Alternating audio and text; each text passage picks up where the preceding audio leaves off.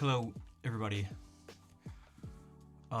Captain is here super early again. Captain, Tanya, Bull, Drac, Cello, Elfin, Ned, Koala. Thank you all for being here. I was doing something with my finger. I'm trying something simple. I wanted to try using that CBD oil stuff and see if it helped, not really numb, but just suppress some of the sensations that I feel in this fingertip. But, to answer Elfin's question, because that's a good, well, it's not really a question, but comment. Elfin Wild says, I have honestly never seen Snap do any of these things in stream. Well, maybe the beard ASMR, but none of the others. CBD is this new, oh, that's snake oil? Yeah, it's like, I got it, if you remember, like a while ago, like over a year ago. Just because that's what like one of the doctors like suggested to maybe try, and I was like, dude, I'll try whatever. Pretty low risk, right? So it's like, you know, really how much do I have to lose to that? Yeah, dude, it just fixes everything. Got cancer? Just rub it on there, man. Just rub it on the spot. Broken bone? Just rub it on there. Dude, it just heals. No, man, it's like, helps with everything, man. I got nothing to lose. So those clips are from a different age. Now, streaming is very strange, as some of you may know, especially before it was more than $4 though. But whatever, still not really. Because what if it did work? It'd be way more. I was okay taking the, you know, with that. You know, I was okay after the risk assessment. Streaming is strange. When the way I did things before, years ago, was way more chaotic and less structured. And you may be like, less structured? There's no structure now. How can it be less structured than what it is now? But people like Captain will be able to tell you that it was less structured. The guy who made those things? Wait, which things? I feel like there are a bunch. You mean David Avocado Wolf?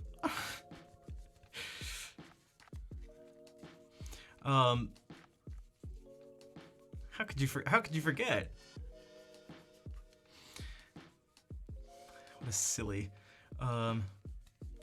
Oh, the video clips for. Okay, yeah. Yeah, those. Who was that?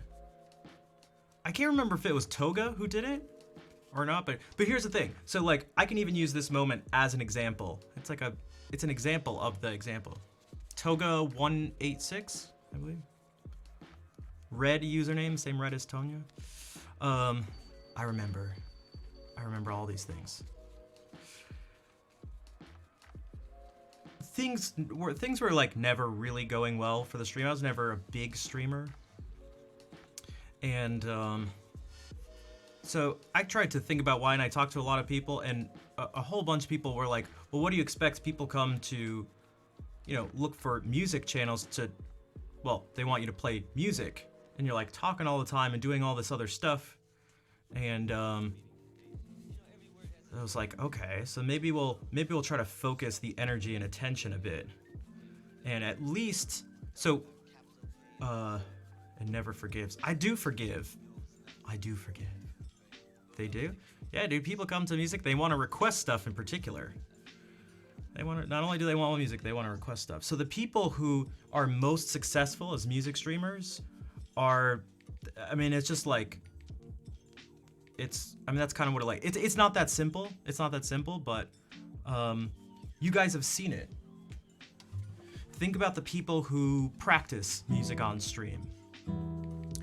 Think about when I stop actually like sort of playing music regularly, and we go into taking a look at like a composer, or we're gonna do later today about writing music and all this stuff. If you don't see it, that's fine, but I can tell you for sure, statistically, it is wildly clear that outside of a value judgment of what's being produced, statistically, people are not. Most people don't want that. So less messages in chat, fewer viewers, fewer followers, fewer donations, fewer just fewer everything. So the thing that people are looking for most, hey Jack, the thing that people are looking for most are people who are going to play stuff, and especially who are doing requests. And it's not like those streamers don't say words. They don't go, that song was finished, now this song starts. That song just finished, and now this song starts. Like, so, but what they're basically doing is like running a long music performance show type thing. And so I was doing like the opposite of that. Like even now, I'm talking a bunch, which I feel like I shouldn't be doing. Shouldn't, because this is like not gonna help me to do what I'm doing, but I do it anyway. I won't get into that. If this was years ago or something, I wouldn't go, okay, I have this idea of what I want to do on stream. I'm at least gonna just play a bunch of music first, for at least the first 2 hours. So that's where it may not seem like structure, but that to me it's more structure than it was. Is that it'll at least provide some like guitar. Go sub to your YouTube. Yeah. Go sub to my YouTube. Speaking of statistically, like things like that don't work. That person is gonna get nowhere. What I saw was me having a lot of fun. Well, I was having fun, and perhaps, well, not to get too depressed. I was I'm the one who banned them. It became frustrating when I wanted to do the music stuff. I felt like I had to make a choice about how I was going to present myself, like what the stream was going to be. And I felt like I had to choose. Do I do music or do I do other stuff? And I kind of chose music. In my ideal world, I'd be able to do all the stuff and move back and forth. Just sort of however I wanted. But there isn't enough,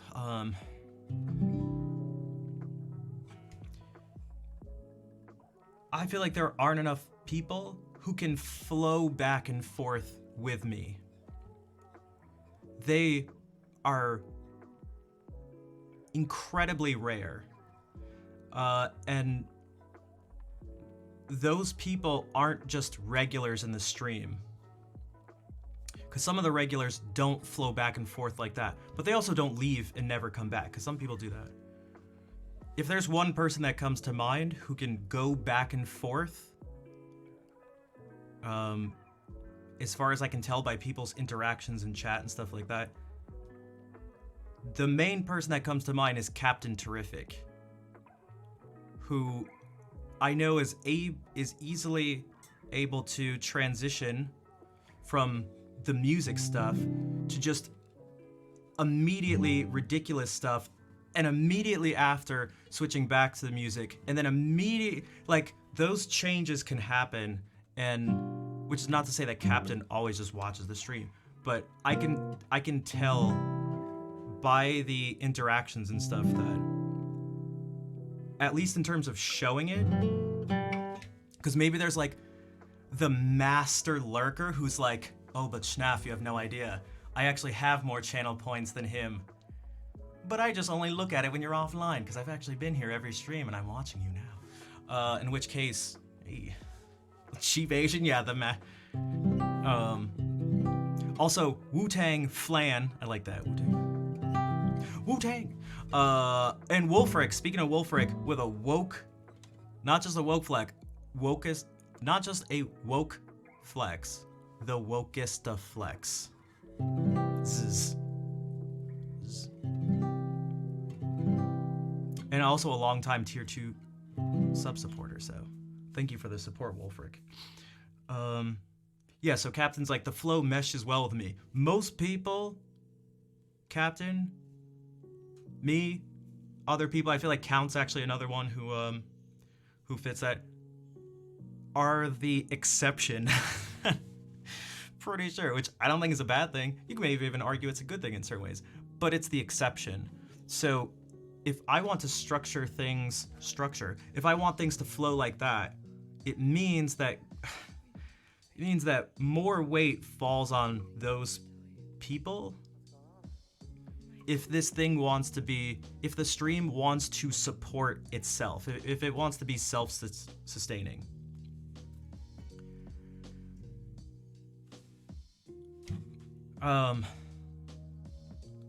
Again, one day the goal, the hope isn't that there's no structure. It's actually to add more things in.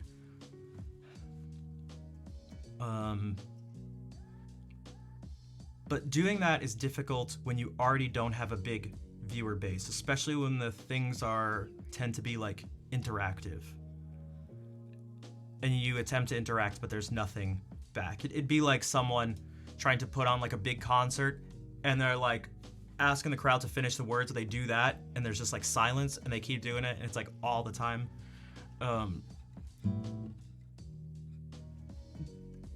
It's not a perfect comparison, but I think you get the idea. So,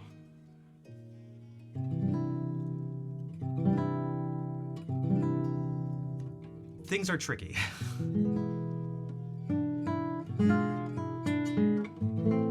Well, Drac, I appreciate that. And if it makes you feel better, unless I get like a serious brain injury and I cease to be the person I am today, based on my 35 years of experience, my reflection on my actions over the course of those years, I don't see any of this changing. So I was just talking to someone about this earlier today who wasn't sure about pursuing music or pursuing medicine, because right now they're getting I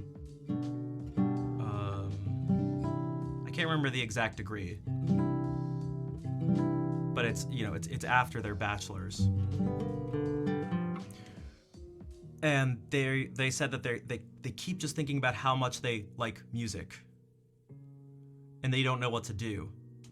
And so I was like, to a certain extent, I get you. Like, we don't have the same lives, but like, I get you, at least in the sense of, I felt like I was, I had that decision placed in front of me, and kind of placed in front of me a few different times in life. And I just can't seem to choose I can't seem to choose the all the money but no time one. They each come with their stresses and pains and difficulties and challenges. And it seems like I'm wired to take the path of chaos and insecurity and difficulty and pain, as opposed to that of comfort, security, but monotony. And it doesn't need to be both of these extremes, but it's kind of a good way to generalize them. And, sometimes it is these extremes, especially if you're an extreme person like me. I'm extreme.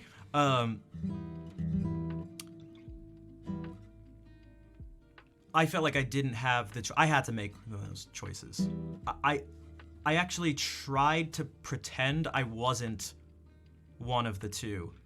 I tried to pretend I was the middle, and it actually didn't work on multiple occasions. That's what I meant by there were multiple times in my life where I felt like I was forced to make this decision. So I'm not the person who can I can't find a balance in life, is essentially what I'm saying. So I'd rather take the chaos and all the shit that comes along with it than the other types of, I'm tempted to say, more subtle and quieter pains that come with being over secure, which is more like something that just quietly and slowly was like eating away at me, as opposed to things that are just right in your face but all the time, just like, oh god, this constant struggle.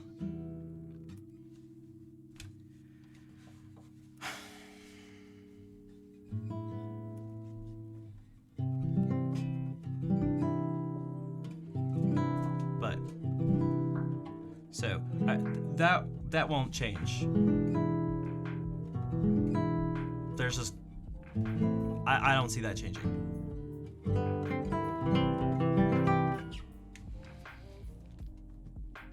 Miriam, thanks for the follow, by the way.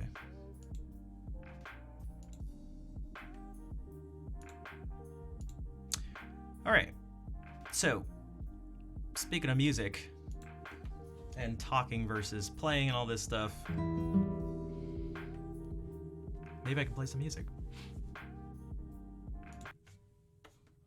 But only after I tune.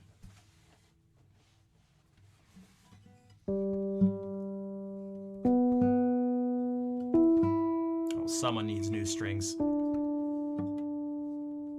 Someone needs new strings.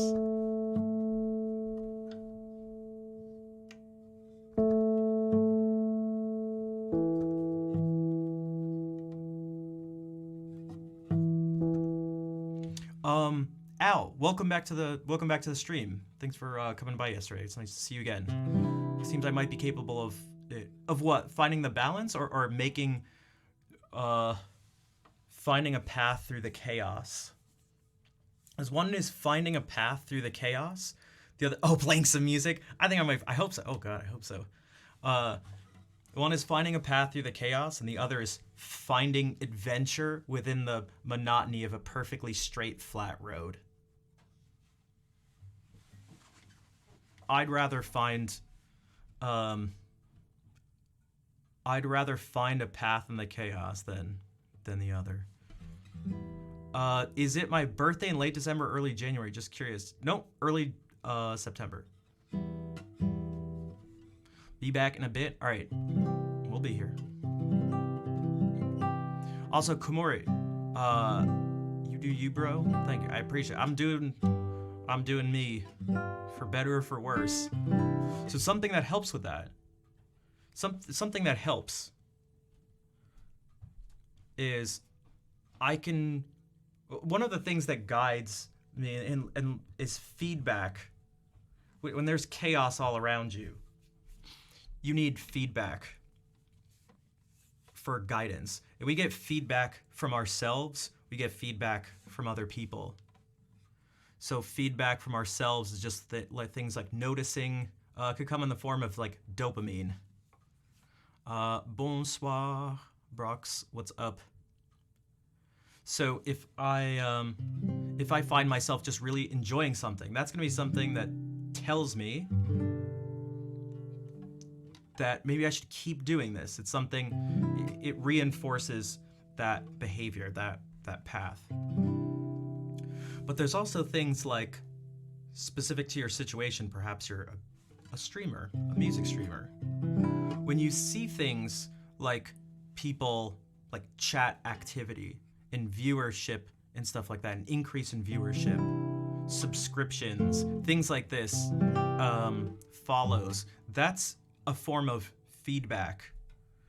And what can be tricky is lining up, like finding meaning in that feedback, because what's easy to do is get things crossed and say,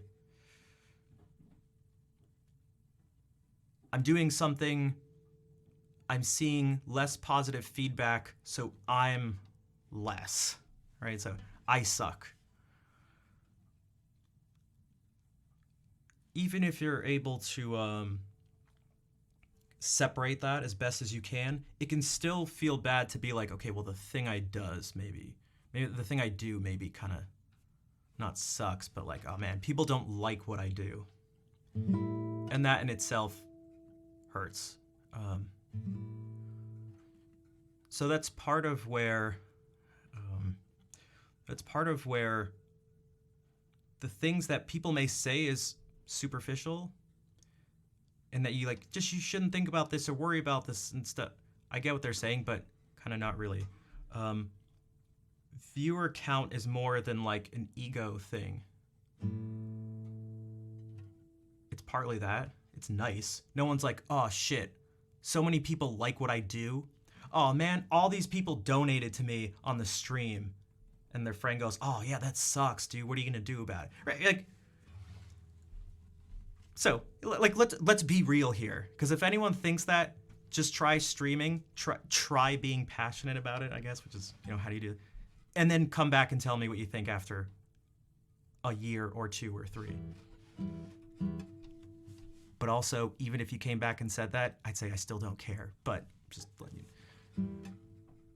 So there's that. The second is what Al is mentioning, is if you're trying to make this thing self-sustainable and you're trying to grow it, and you just go, yeah, but metrics and but money and channel size and viewership and engagement isn't important. It's like, shut the hell up. Shut up.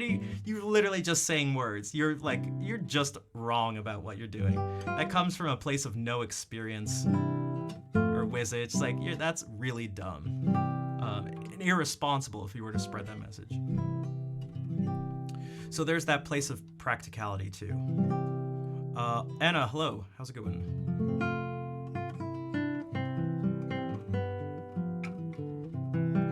It is a fine line to tread without killing the mental state. So that's the part that's like really difficult. That's why I said it's easy to get all these things tied together, especially if you're passionate about the thing. It's like, what if I'm doing my best and I'm doing the thing that I like the most and I'm doing my best at it and that fails? If the thing I like the most that I'm the best at is a failure, it's like, how do I disconnect that from like me being a failure? It's like, fine, I'm not a failure, but I fail at everything I do, right? Like that's not so simple to break down and figure out. No, you're fine. You just fail at everything. Like, it's like, but don't worry about it. You're not a failure. You just habitually, consistently fail. I'm being a little silly about it, but you don't need to feel terrible. I'm fine talking this, because this is maybe the thing to think about. If you can see, I enjoy talking about these things, and I actually think they have a lot of value and they're important. And I don't think I'm, some enlightened, wise sage, but I feel like I've done a considerable amount of work and reflection on a good amount of personal struggles that I feel like I can pick out some universal things to share with people. Like, does anybody here feel like, without the specifics of, viewer count or something, anybody able to, I'm sure there must be people who are in a similar situation in life. Like, has anyone here not had to confront, like, success or lack thereof? Has anyone here been passionate about a thing and have tried to do something with it? Has anyone here done the opposite and wondered, besides it's cheating right now because I know Captain would say yes to this. It's like, has anyone done the opposite and struggled in that way? So speaking of support, Elfin, thank you for that gift. Hey, and it went to Jade, who's been around the stream for years. So I see that as like, Elfin's, vibing with this and finds value in it, which is not to say that everybody else, because they didn't sub, don't find value.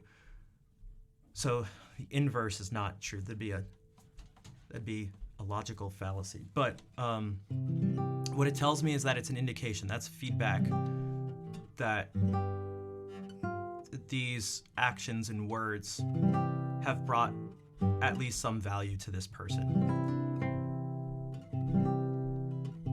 which is not more or less important than the $2.50 that I get. So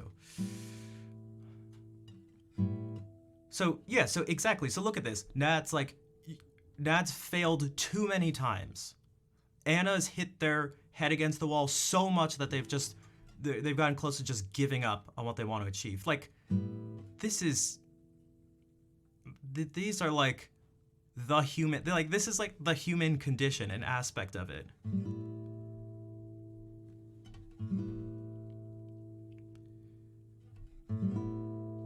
And it's something I care about and something I think about a lot and talk with different people a lot, including, like, I actually just had the idea today. I should have just asked, but there was a lot of other stuff to talk about. I don't know if it'd be possible for a couple different reasons, but it was like, I wonder if, like, I could actually get my therapist to come on stream and talk about some of the things we talk about in a more general, without so many of the details that would be shared in private. But I was like, these things we're talking about must be of some value to other people, and probably a lot of people. Like, I feel like this is just too common of a situation to be in.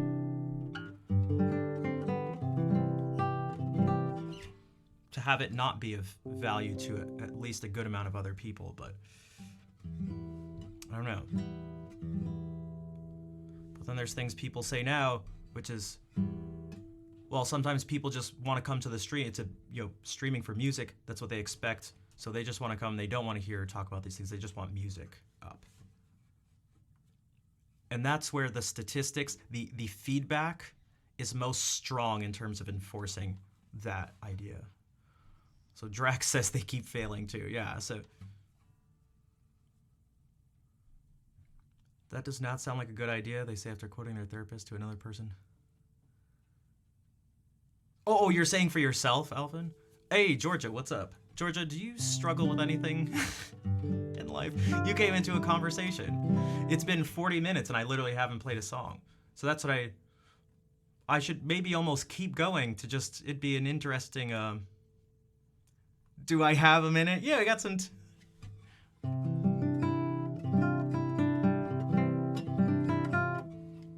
We could almost say this would be interesting to show you. Maybe I can show next stream, because maybe I'll be surprised. Maybe I'm wrong.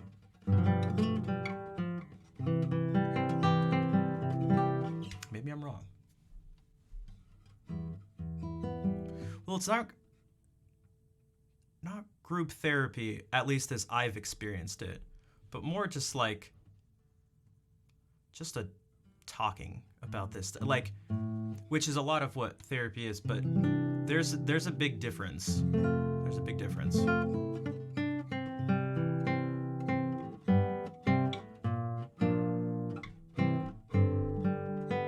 I could be wrong, but I'm right. That's most of the things that I'm wrong about in life. They're usually like, I could be, well, actually, this is most of the things I'm right about. I could be wrong, but except for the fact that I'm not, but if there was the possibility that I could be wrong, it would be possible, but it's not. Your psychologist rescheduled the meeting from this morning. See, we can just do it right now. That's not a good idea.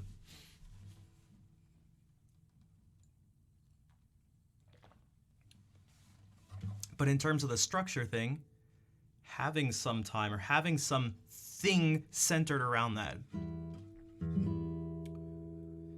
and planning it out and being like, this is when that will take place is that's what I would like to do at some point.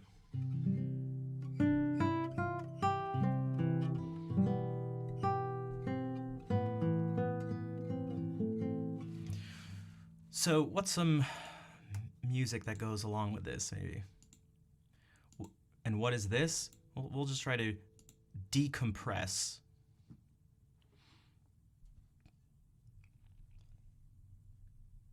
Brox fails at failing. So they don't even you know, they don't even start the thing. They don't even attempt the thing. That's part of what procrastination is about. Who here procrastinates a bunch?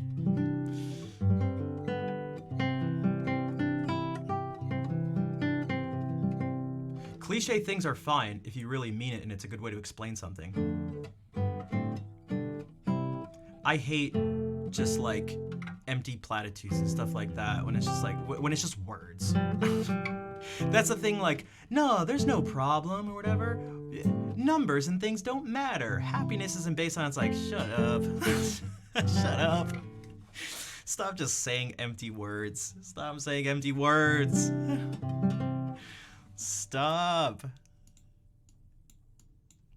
No, it doesn't. No, yeah.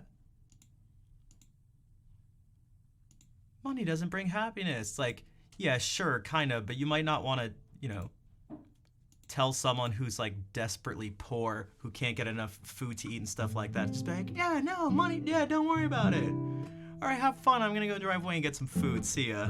Good luck finding food to eat today and a place to sleep. It's like, yo, shut the hell up. All right. I'm so wise.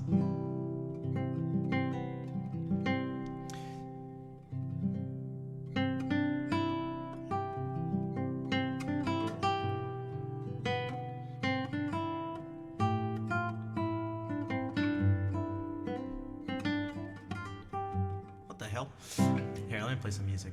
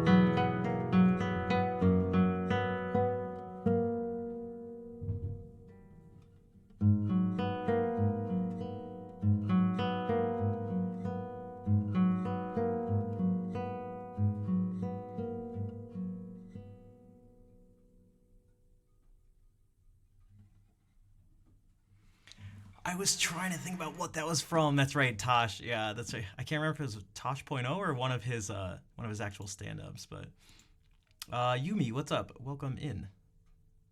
And thanks, Pablo. I'm glad you guys like the music.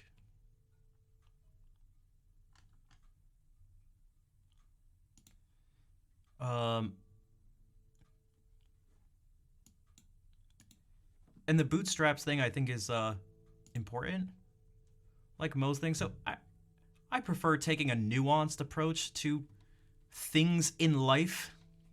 Although I feel like that word has been like almost like stigmatized in some way.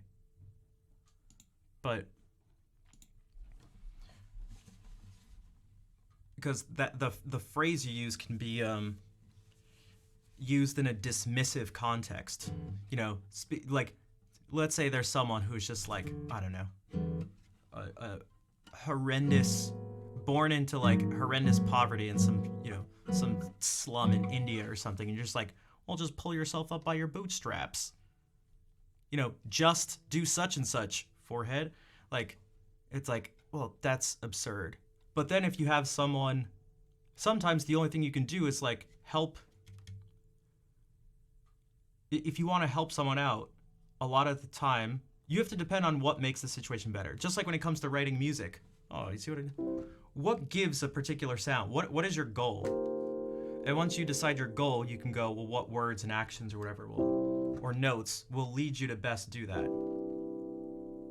So if you know, maybe think that, well, what this person needs to do, they're in a bad spot, but they're going to be the one to like help themselves. There's work they can do and it's going to suck and it's going to be painful and it's going to be uncertain.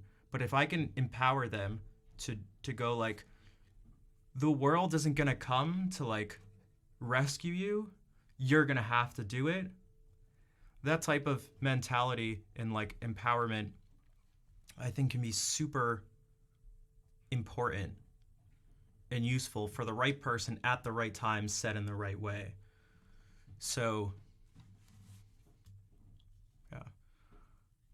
Do you earn a request? You do, Elfin. If you just want to let me know a song in particular, because there's no formal way to do it. You have to, with the songless bot, you have to either choose between making it restricted to donations or making it and bits, or making it restricted to subs, but you can't do both, unfortunately. So I just pick donations, just to pick one. But and then if someone subscribes, we just let them know. So if there's a song, just type it in chat. Also, Manuel, hello or hi with 3 exclamation marks. I love it. I don't have a specific style of learning, but I'm searching for one. I was a student of classical guitar when you were young, but then you left the conservatory and forgot everything, and now I'm wanting to get back. Do I have any tips in general from where to restart? What is important to learn from music theory? Thanks for sharing your passion in music with us. I love that comment and question, and I actually have a really good way to put it, and that's going to be part of what the second half of the stream should be. Hey, Blackberry, what's up? You're gonna have to do it. Oh, you don't know you're gonna have to do it? So here's maybe the example I can give from the last stream. I looked at the first prelude from the first book of the Well-Tempered Clavier by Bach, the one that everyone knows it.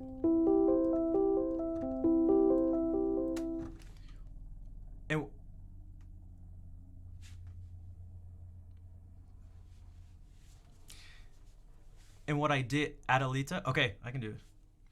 And what I did was, I didn't do it on purpose, but I just happened to like go off on a tangent, and we ended up analyzing the piece. And what I did, I was like, after we're done, I was like, wait a second, what if I just try to play the piece back? There wasn't any repetition or anything like that. I didn't do any like physical practice. I tried to make sense of as much stuff as I could. And there were, what was there, 3 spots? No, 2 spots that I wasn't sure about. But I played something, and when I stopped and checked, it was the right thing both times. So in a certain sense, after looking at it once, I don't have a photographic memory or anything. That's not what I was using.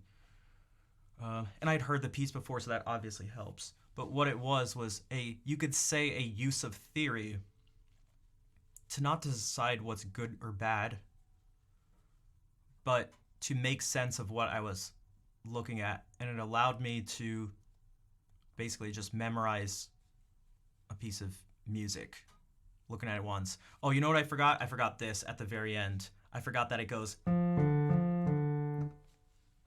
So there are 4 notes that I was actually missing. That's when we finally get to the ending pedal thing, and it goes.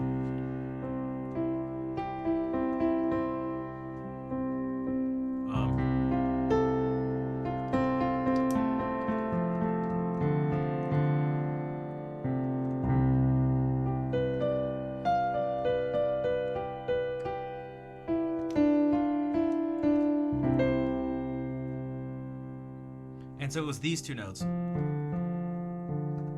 before this.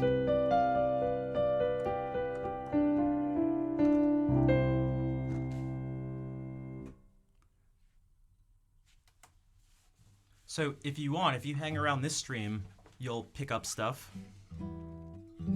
And also, I teach lessons, and I have put a lot of time and thought into not just theory on a theoretical level, but also how to apply it in all sorts of ways. All right, Wu-Tang Flan, take care. Thanks for being here.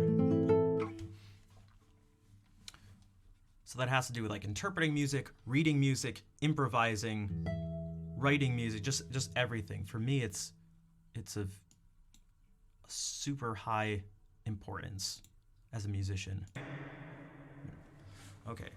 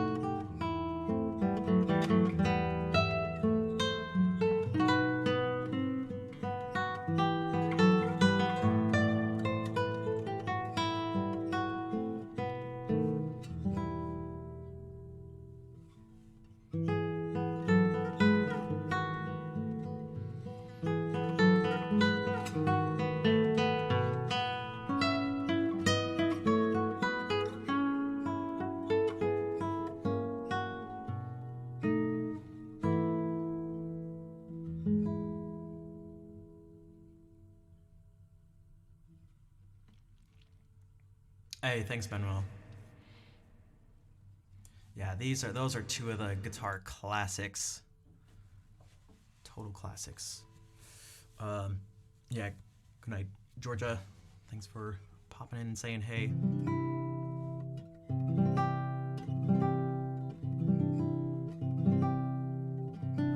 Hey, Chaco, what's up? Thanks for the claps, everybody. Yeah, that was Adelita and then Lagrima by the first real guitarist, the first real classical guitarist in my mind, Francisco Tárrega, the man who brought you.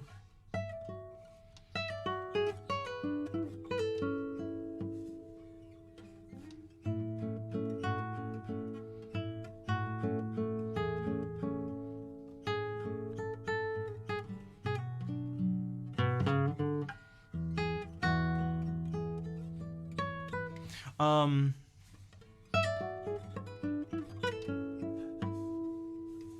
Hey, Freckled Farmer, thank you for the $5. Does that come? Is there something you wanted to request? Because I saw you pull up the request thing a few minutes ago. Potato gratin is way too good. Nice. Who else is making stuff? Because now we got that, and then Anna's saying a salad with air fried chicken tenders. Air fryers are amazing, by the way.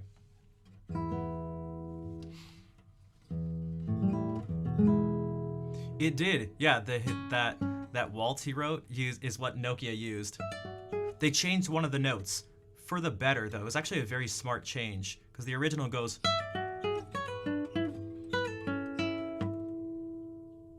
It ends with this E, which gives a sense of something still going. But what the ringtone uses is an A at the end, which feels more final because it's, well, an A. Oops. Oops.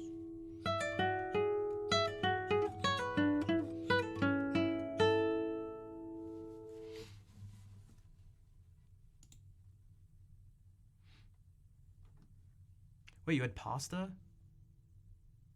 Okay, I didn't read it wrong. I didn't read it. Oh, this elephant. Oh my god, your names are purple and of almost the same length and stuff.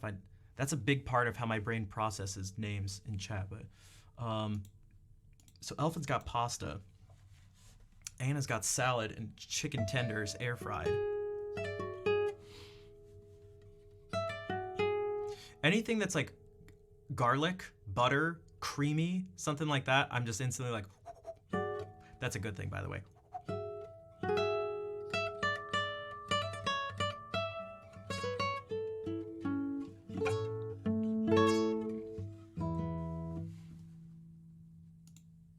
And a garlic butter sauce. Creamy garlic butter sauce. It's like, yes, whatever it is you just made, I don't care what else is in it. I'll eat it. Paco de Lucia? I do. Not personally, I never met him. But I have listened to a whole bunch of his music. One of the greatest flamenco guitarists ever. And if you were to argue for one, he make a good argument for just being the best ever. Probably the most important. Oh, the Bagatelle number 2. Okay, forewarning. It's gonna be janky because I haven't played it in a long time. Oh god. But I will do my best. Oh, here's the prelude.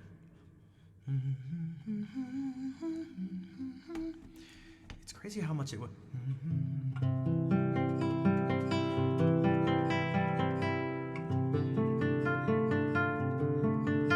It just perfectly fits the open position of the guitar.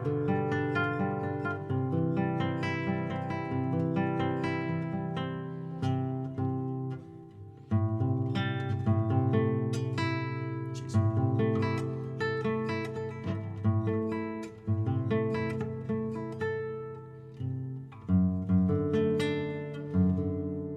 Yeah.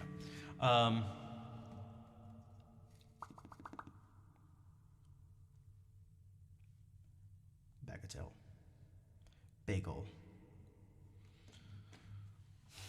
Dave Attell. Utmost respect, but you can't ignore Sabicus. Yeah, of a totally different nature. His music, their music was so different. I feel like Sabicus is a good person to help you get into flamenco, because there was almost like sometimes with some of the pieces, they almost felt more classical in nature. Some like there was it was less of like the traditional flamenco stuff going on. Sometimes even like not very rhythmic or anything, like not following a steady pulse. Hey, Miss Sugarbeat, how are you doing? Who's that? Oh, is it you? Is that you?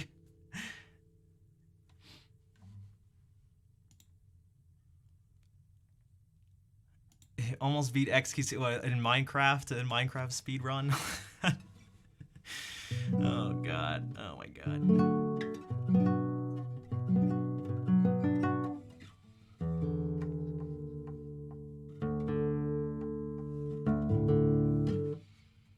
I'm sure you'll survive.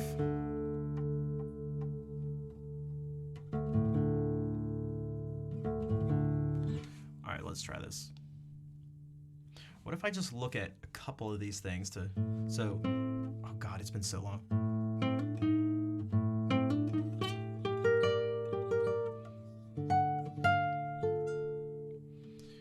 Yeah, a lot of classical pieces use drop D to slightly extend the range of the guitar.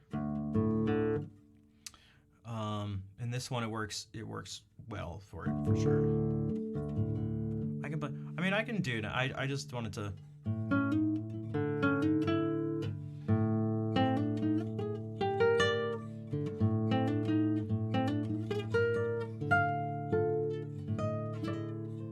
It's just these things.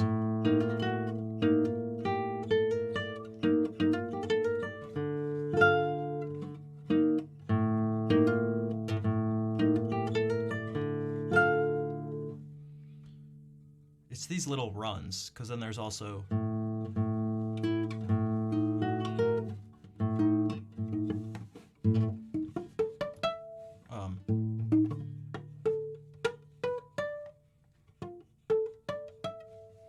And speaking of support, Brukos with a 46-month resub, always supporting in the background. I appreciate it. How are you doing today? Oh, I should probably look at the same part when I'm trying to play this.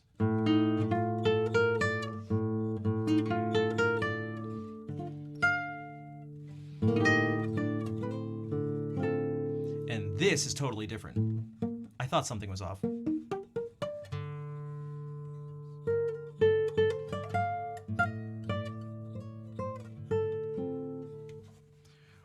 Awesome Brazilian guitarist? Sure. If you want to, I just paused. Like, if you want to share it in Discord, that's the best place, Vitor. Yo, Al. Thank you for the subscription. If there's something you'd like me to play, let me know. But if not, I appreciate, again, feedback, a sign of, you know, it's just another part of the trail blazed, or crumb plays down. The crumb plays down maybe is not. Maybe those aren't the. It's just one more part of a bush whacked. Thanks, Brugos. I'll try to provide some good classical guitar. So this piece is a little strange to a lot of people's ears, maybe, but I always get this picture of a sort of dream sequence thing where someone's maybe like floating in a black void, and there's, I don't know, almost intro to Twilight Zone like, but so that's what I try to do with it. Oh, there was this.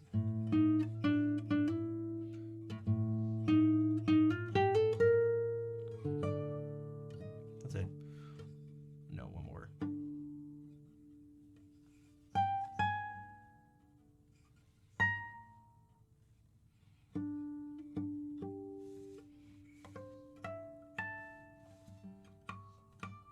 Okay, done. Now it's gonna be perfect. And that, kids, is how you practice.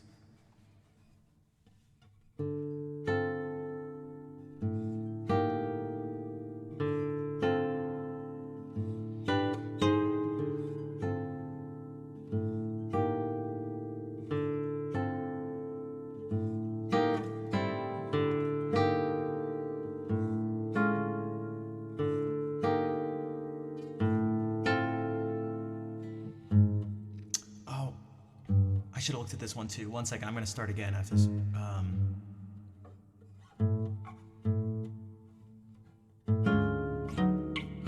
That's what it was.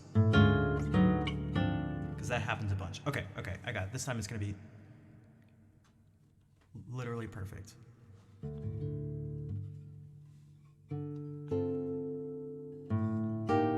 Could be the song of a man trying to find his path through the chaos. Let's do it. Let's do it. So this is like, hello? Where is everybody?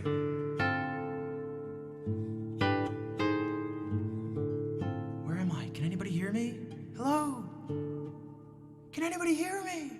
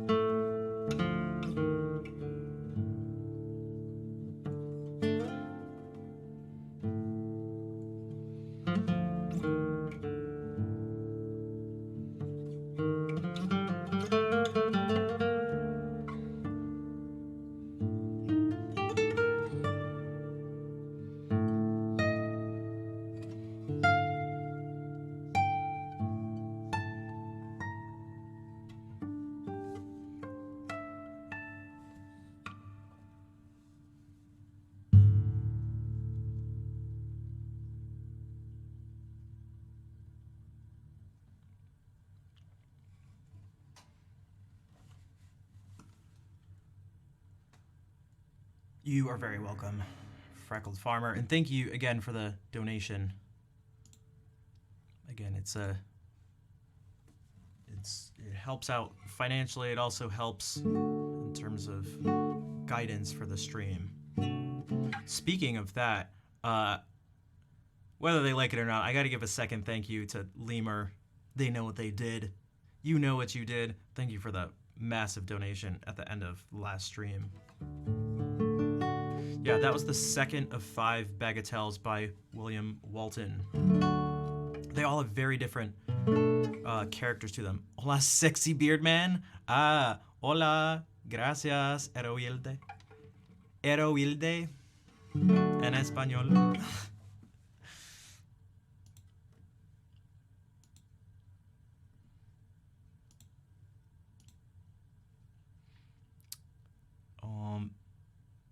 Also, okay, may I recommend the Brazilian guitarist Lula Galvão. I like his technique. I've never heard of him, but again, if you want to share it in Discord, it's technically that's true. That's true. She did say that. I didn't know what to say last time, and I felt like I had to do something based on that, and I couldn't think of anything clever enough, so I was just like, she has an amazing beard. Yes, that's right. Hey, thanks, Koala.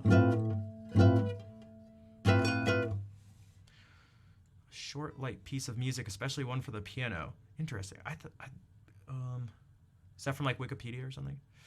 Is there anything else that comes along with it? I've always thought of bagatelles as being almost, not march-like, but there's a particular character to them. But I guess it depends. Also, just as another note, if people are curious, a lot of things in music, and that's the only thing I know super, super well. When it comes to definitions of stuff, music, a lot of times it's like people just use words consistent, like terms differently, so consistently that it's hard to come up with a definition. From the Oxford Dictionary, gotcha.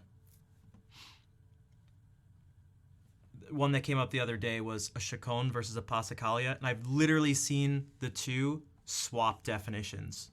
And be like, this is what makes this one this, and this is what makes this one that. It's like, this one specifically follows a set harmonic thing, and that's what ties it together. And the passacaglia has a set bass pattern. It's like, actually, the passacaglia has a set harmonic pattern, and it's the chaconne that has the consistent bass line. It's like, okay, I don't know, fine. Fine.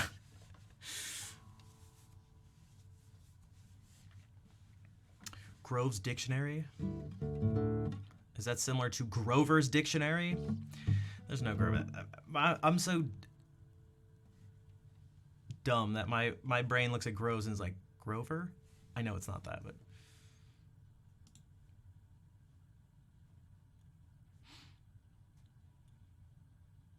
Did anybody here play any of the Grover or Sesame Street floppy disk? Like A-Drive floppy disk games? Aging myself. No, I'm really aging. There was like Grover's Safari. You would literally just like take these animals and just put them on this thing. Also, Sticky Bear Spell Grabber, was that the game? All right.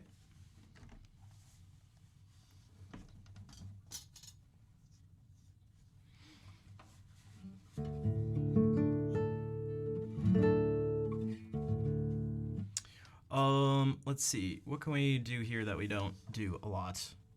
Or we could do something we do all the time, but what if I just click on this collection of works and randomly play something that pops up? Once I get through the beginning stuff. Sure.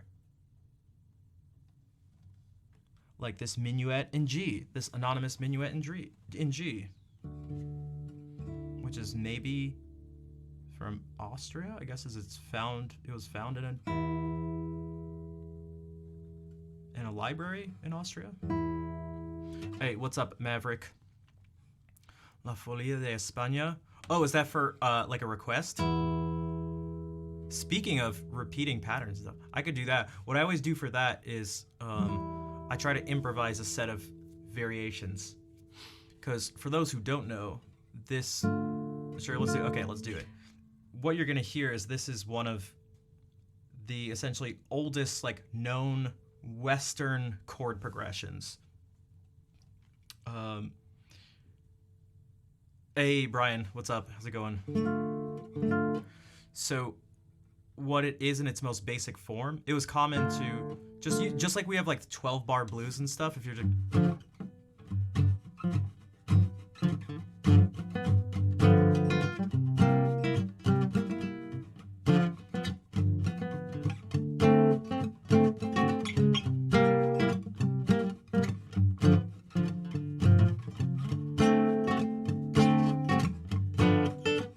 like we have that. This is like the equivalent, but it has a much different character. So I'm gonna start with just the chord progression itself, and then gradually try to increase the intensity and stuff like that.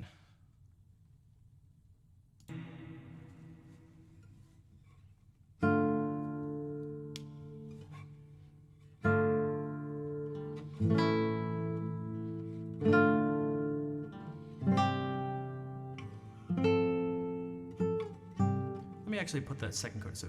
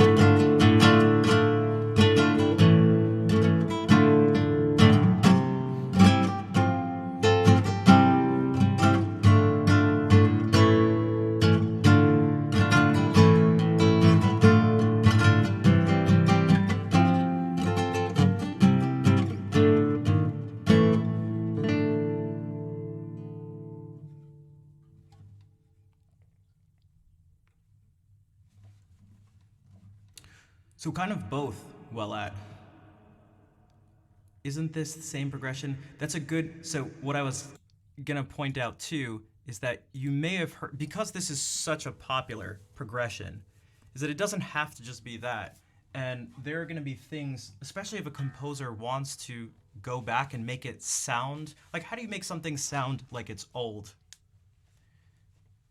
You pick something from there, and you can even almost do a caricature of it, whether you know it or not, and it can get across that idea. So yeah, if you want to do Pirates of the Caribbean and you want it to feel like it's from this, you just want it to feel old and sound old. I think even because I didn't, I've never talked to the composer before, but if you wanted to do that, you could either purposefully do that, or if you try to go in your mind and be like, what sounds are conjured up in my mind when I think of this time, you might just think of that.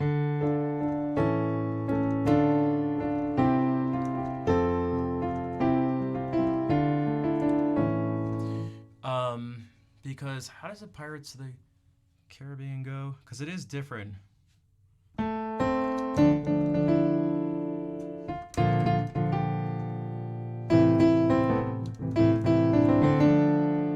So you at least get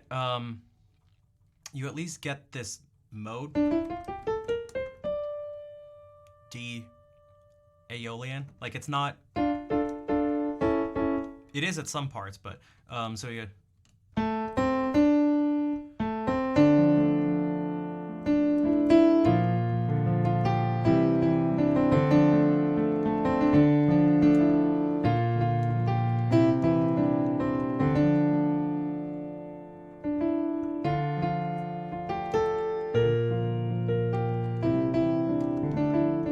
I can't remember that because it changes a little bit, right? And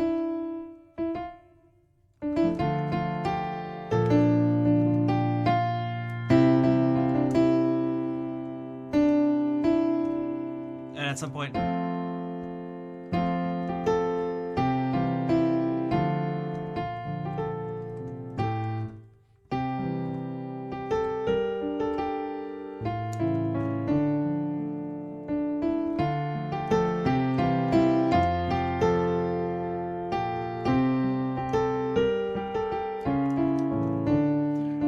Something like that. We'd have to like pull it up on stream and listen because I can't remember exactly. I never watched all the movies. I remember seeing I think I saw the first one twice in theaters. But and then it's like.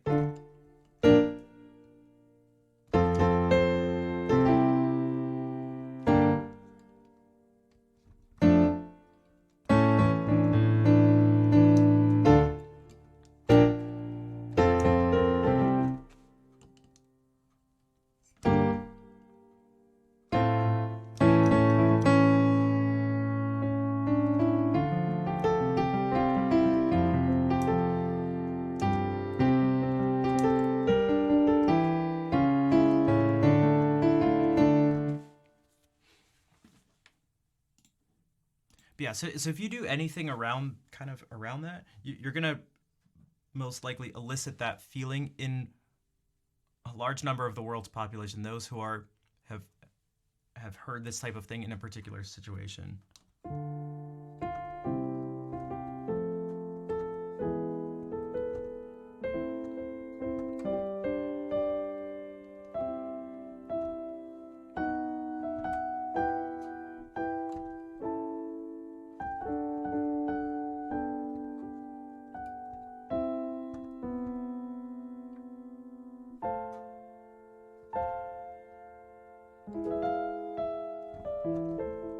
No problem, Thomas. I can't tell if it's like Thomas spelled some way or Tuomas, something. Hey, what's up, Insano? That is the blue. Oh, what's it called? The blue something map.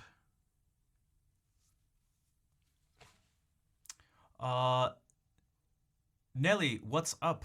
Welcome in. How is it going? It's the same with pop music. Well, yeah, that's like a type of. This is like almost an example of some like old pop music that you could and people would know. Like people know this thing.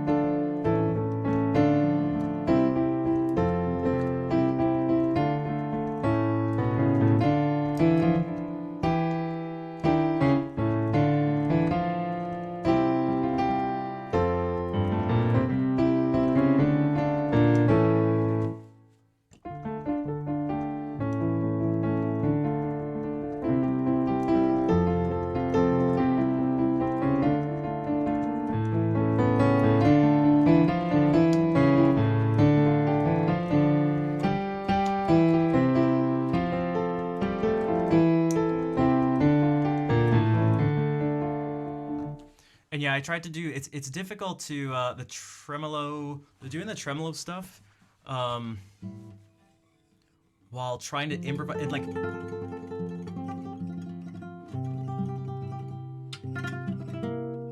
and plan that stuff out is really difficult.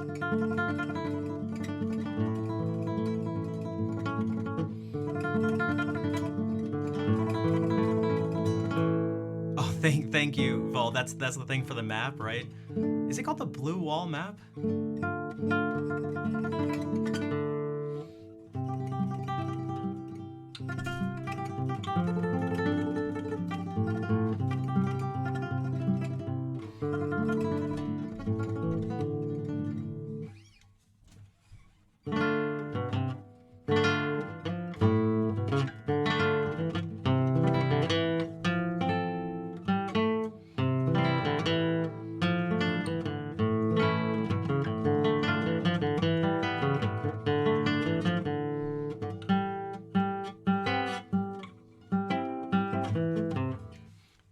Even just keeping the tremolo consistent is a challenge, and then you want me to play the bass too. Yeah, it's tough, but that's part of why I like doing the improv things. Like it's always gonna be, depending on how you approach it. It's a lot of the times, maybe you could say, for me, gonna be walking this fine line of order and chaos. Also, it's like a terpsichore dance. I'm not. Do you have an example? I can't confirm or deny.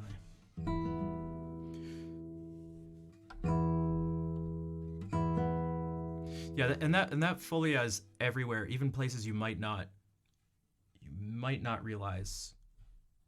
Might not realize, because composers have like thrown it into their pieces in certain places. It's just, yeah.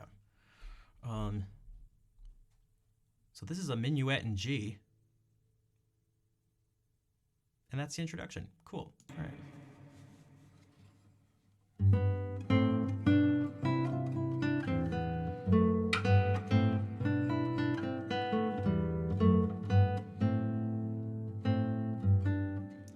Weird.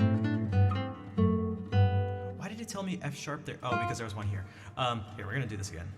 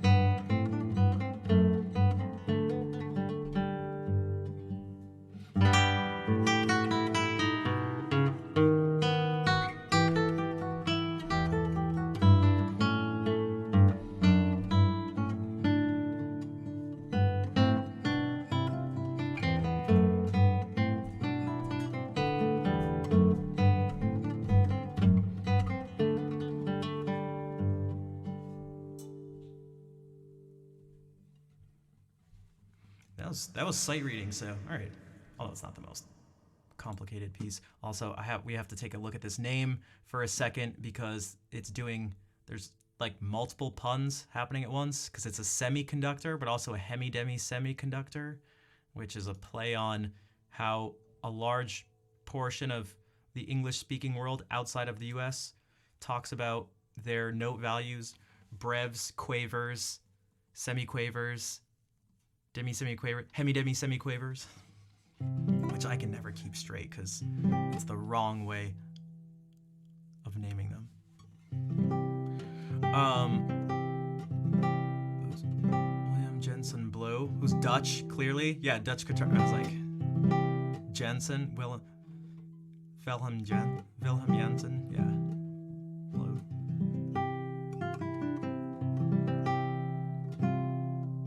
So it was in a Vermeer that this thing is. Yeah, I knew it was like really popular. You have no music history background, a music teacher told. Okay, where's the question? Is there one coming up? Someone notice? I try to notice.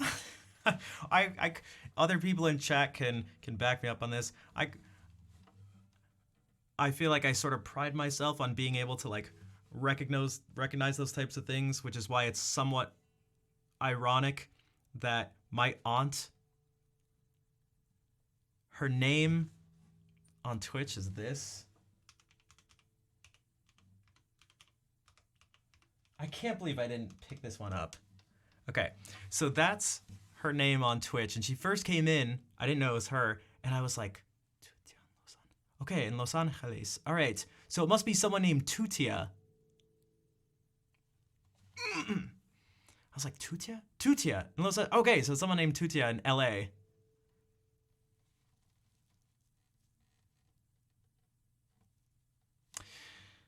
It's Tutia in Los Angeles. So my aunt or your aunt in Los Angeles. I thought about that one for a while. Afterwards, I was like, all right. Years ago, music from the Middle Ages was different in chords, like the Baroque, for example. What makes it different from music now? Like why it shifted, why some chords notes put together sound good year back then versus now. I could apply it to jazz chords as well, I guess, even though I don't really listen to jazz. In your head, I made sense. It's all good. I can try to look for some stuff. So, that's an interesting question, Willette.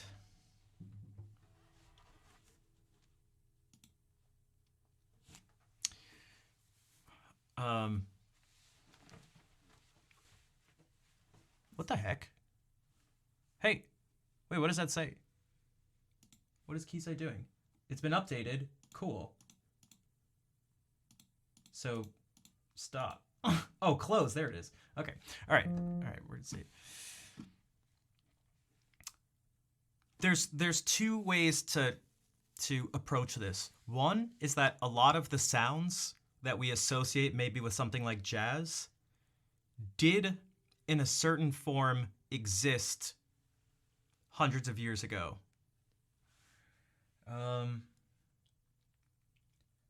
But there's more to jazz than just the notes in a chord, or even the chord progression. Here are some examples. One of the most consistent things in jazz that you hear is that jazz is full of 2-5-1s. That means for whatever key you're in, let's say we're in C major, or maybe each chord, each scale degree has been designated. It's given a number, 1, 2, 3, 4, 5, 6, 7, and the chords built off of that by playing every other note are just that. This is the 1 chord, the 2 chord, 3.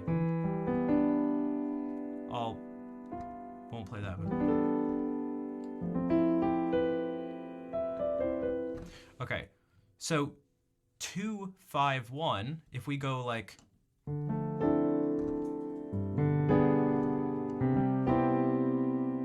And I go like ba-dum dum ba-dum dum ba-dum dum, and I do it that way with these, adding these like sort of extra notes so that it's not. That's still a 2-5-1, but that doesn't sound like jazz at all.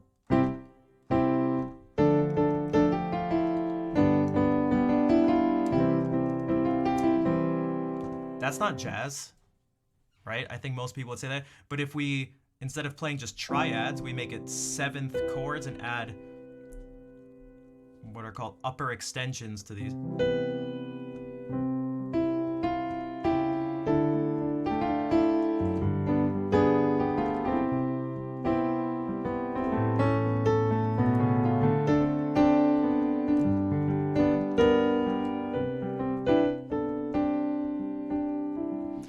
Then we go like, oh, okay, hey, that's a cool tune there. All right, no one talks like that. But if we do a 2-5-1 in a sort of different style, it was used a lot in classical music like this. And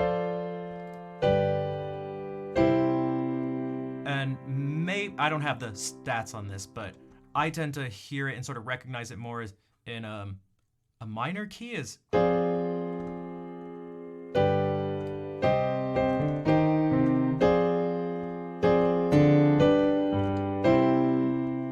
But not ending like this. So this is a 2 chord. It's a D half diminished chord, a 2 half diminished chord. 2, 5, 1.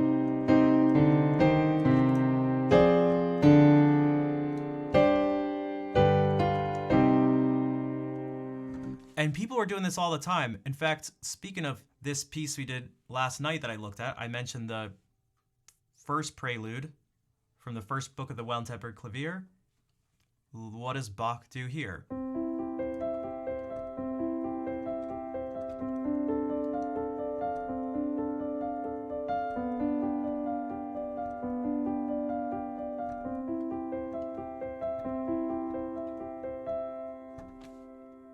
We're in C major. This is a 1 chord, C major. What chord is this? If we stack them in thirds, which is how we have to do it, we have D, F, A, and C. This is a minor 7th chord, a 2 chord, a 2 minor 7 chord. But the note just voiced like this.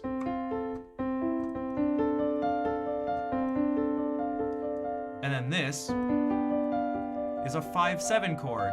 So the chords themselves are 1, and then we get 2, 5, 1. So there's already a 2-5-1 here, but this is the Baroque era.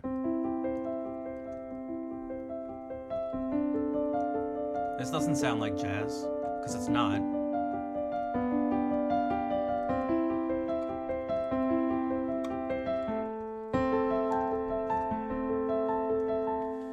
And there's things like this. He has another, he has this, in one of his lute suites, there's, well, a pair of gavottes, but there's a gavotte that goes.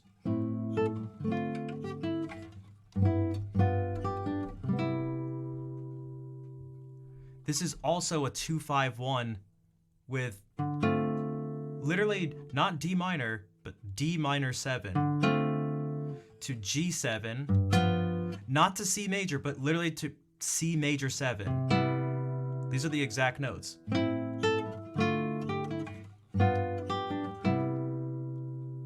And if you were to just take those same notes and go like,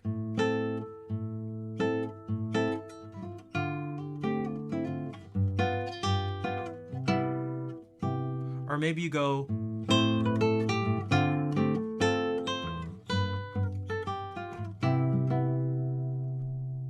so Fly Me to the Moon and that gavotte have literally harmonically the same thing going on.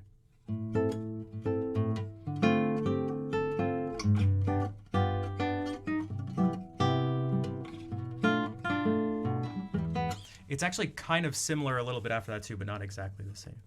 I send something and try to play on the keys. I can't. I'm terrible at reading music on the piano.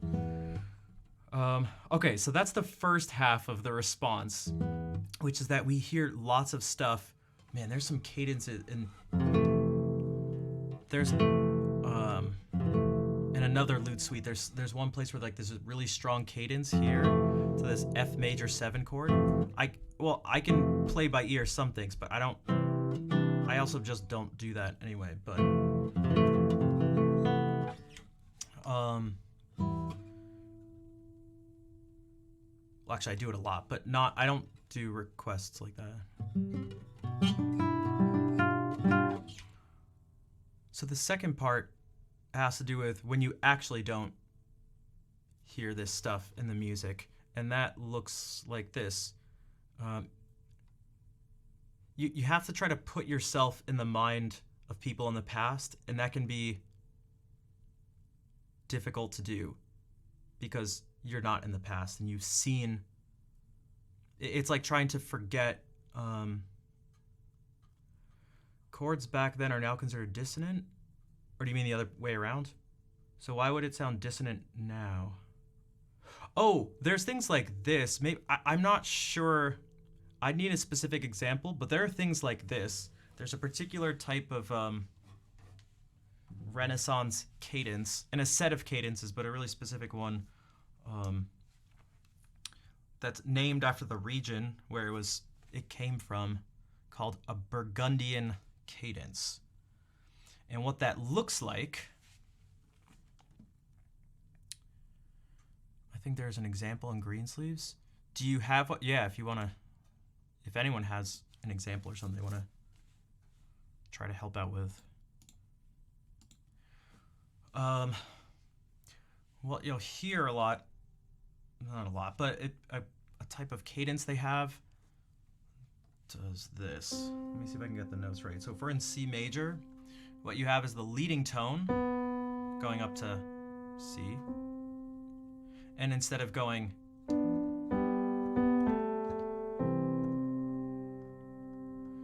we also have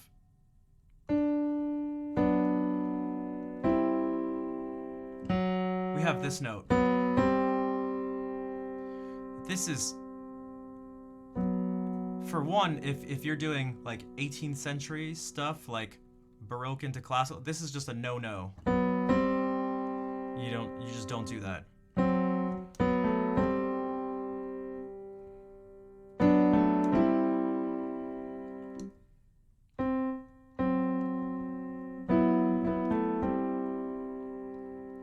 But this would have been something they would have heard. Also, so Tanya's referring to the part when it goes I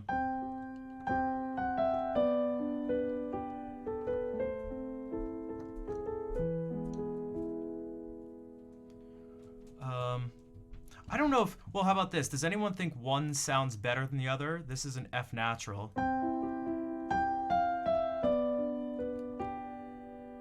And this is an F sharp, which it should be an F sharp.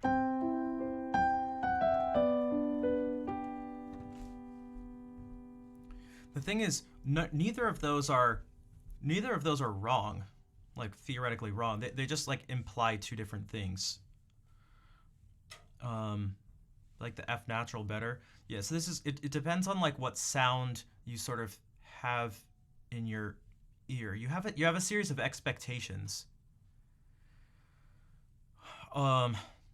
So if I were to use a chord I've used a bunch of times because I love it, because it's just so perfect for this.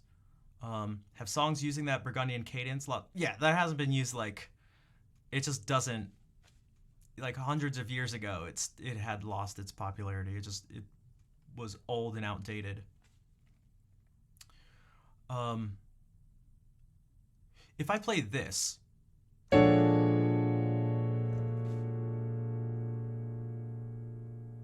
we can maybe make it work depending on what we do with it.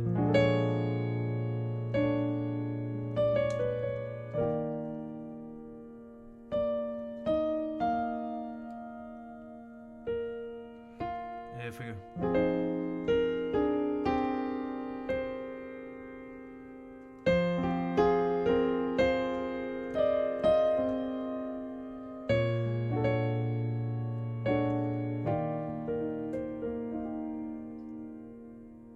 then certain notes and certain chords might be fine because you've set up an expectation. But if if I now give you this expectation, if I go like,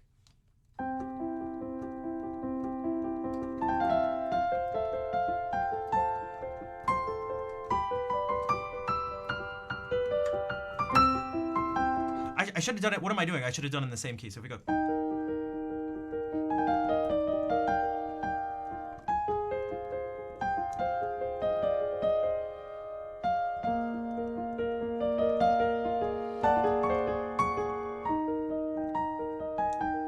what I've set up is this like almost caricature of music from the classical era. So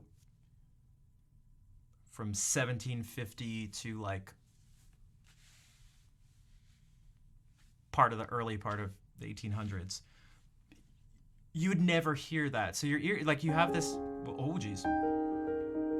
You have this thing set up, and so then when this pops in, it's like, oh, that sounds wrong. Because in a certain sense, it is wrong. It's not. It's wrong in the sense that it doesn't fit that thing. You would have never heard it. All right, good night, Koala. We'll see you in a few minutes.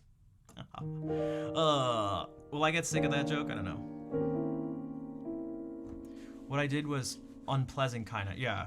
But if you do, so this could have been considered wrong if we had even just not such a crazy chord, but maybe something like.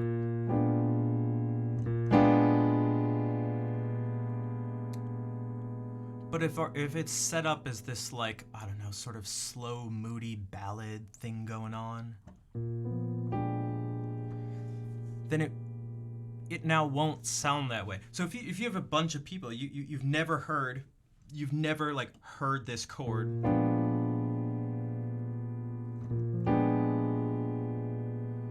And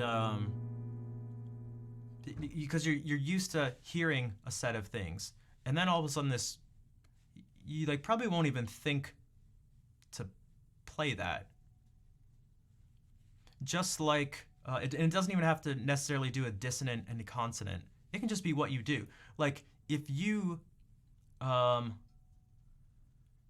like, I don't know, you play like death metal, you're probably not going to be writing a song and be like, you know what this needs? Trombone. Going like like a ska type thing. Like it's just probably not gonna come up. And there are lots of people that do stuff. Like if you were writing a piece, would you ever play this chord? And I could ask you why not.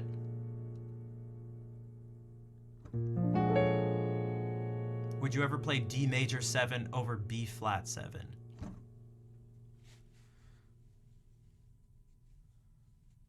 It's partially, it's relative to things like the notes and chords played before in terms of the rhythm, the overall style. Exposure is another part of it. That's where voicing and voice leading is important. Voicing is where the notes are placed in the chord. So this is C major. This is also C major. But this is also C major in a different inversion. They all have, in this case, green, brown, and blue. Nothing more, nothing less. So this is also C major.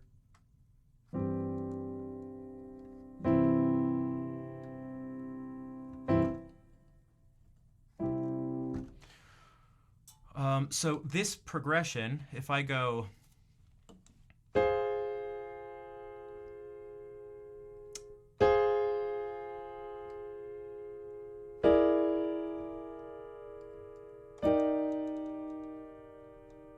that's actually a 2-5-1, F minor. This is B flat 7 with a flat 5 to E flat major 7. So you can see in this, there's actually very little that changes. These two notes just move there. If we add some other stuff like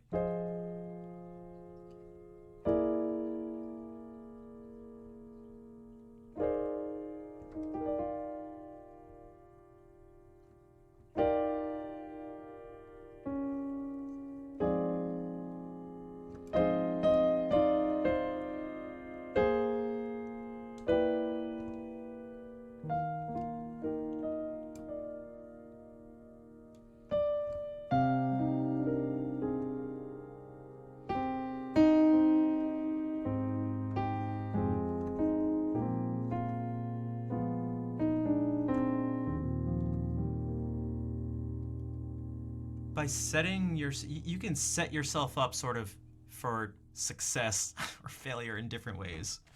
And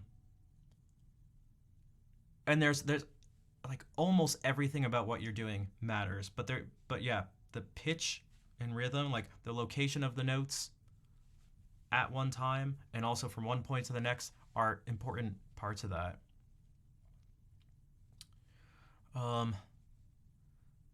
And then there's, yeah, so dissonant. Okay, so that was the other thing. Yeah, there's a lot of stuff here, but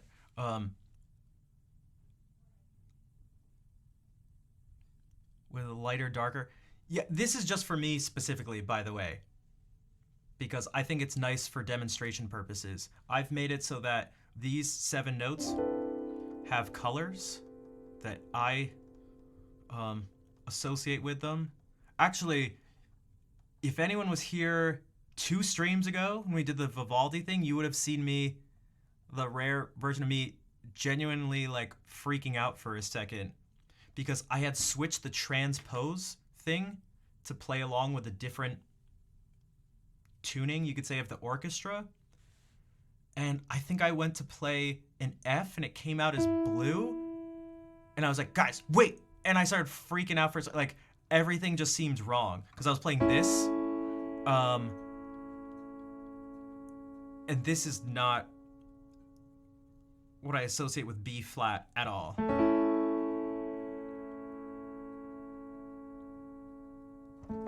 So, Vivaldi Night was a ton of nerd fun. Well, we'll do that. We'll do that more for sure. What was I gonna say? Okay, so the dissonant thing. This is also where context matters. So if I play, typically this is considered dissonant. That wasn't a little fair. I played it really loud. But if I go, right, and so it's unpleasant. Let's do it actually exactly how we. Okay, I think most people would be like, this is unpleasant. But if we, it's like, this is the tritone. This is like as unpleasant as it gets.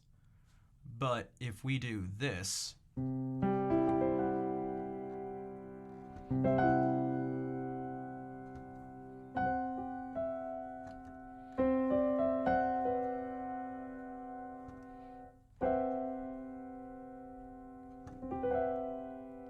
and actually now I have this as well, and this, and this.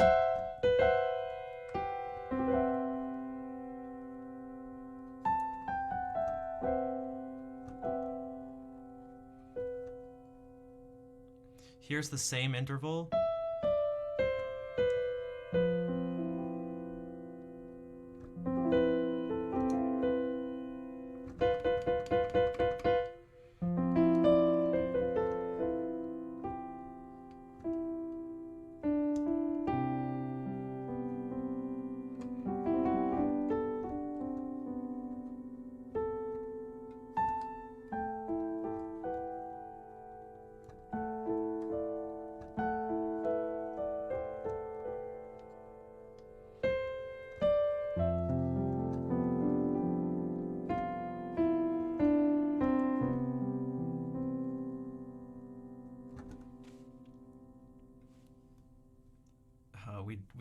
We did this the other day.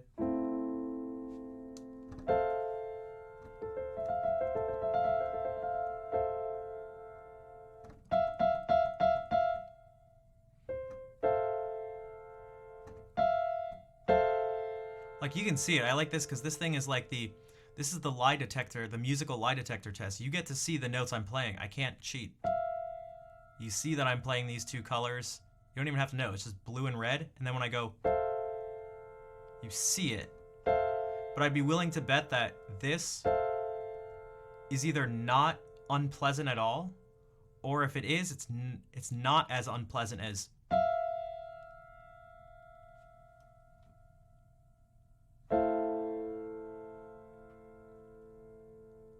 Far less unpleasant. Yeah, exactly. That's what I mean. It's like, so it just depends on what you want. And yeah, picking moods for chords is a good start. you don't want to stay there because that's, is it primarily the fifth that resolves it? So that's actually another thing that has to do with like the differences in these periods of music. Partially is like that a lot of stuff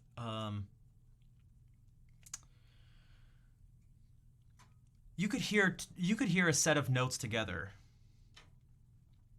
Let's say in the Baroque era, that sounds crazy. Like actually, the St. Matthew's Passion ends like this.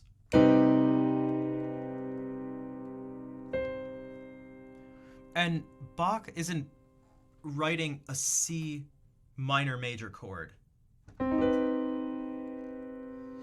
He's not. It's a C minor chord with a suspension that's to be resolved up.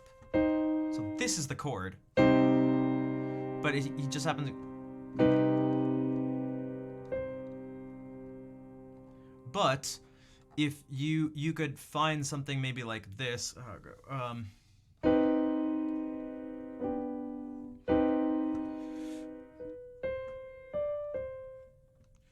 where would give me a second. I have to shift some things around in my brain for a second. And yeah, you're saying it definitely sounds better with the four together. Yeah, that's like pretty universal that you'll see these types of things.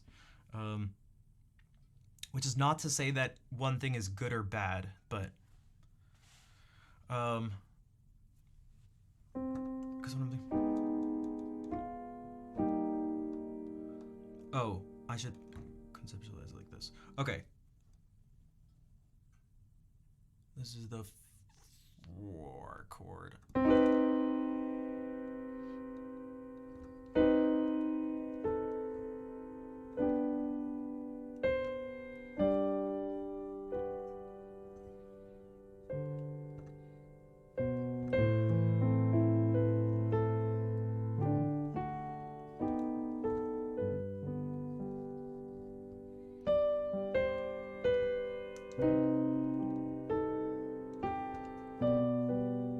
So now this is being this same exact set of notes. This is not a suspended note to be resolved up here. This is its own chord. This is part of the chord now.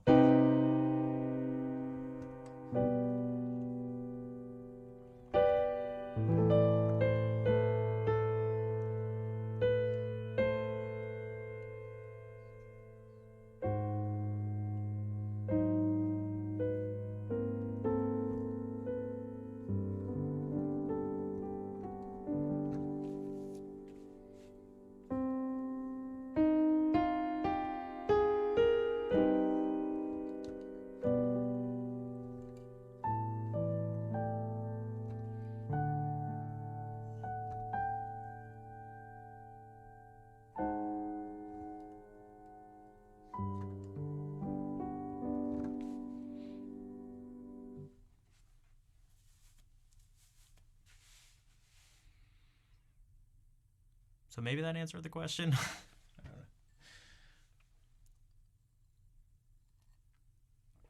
The dark orange yellow notes. It's tough because I made, like relaxing to because I think of D as orange, G as brown, and B as yellow. And so they can be kind of close, especially the difference on the keyboard itself versus those like beams that shoot out. And then if you, this to me, I had to pick between C sharp or D flat, and I picked the one I tends to get used more. So this is C sharp, so it ends up being a different green than this. But this is B flat instead of B.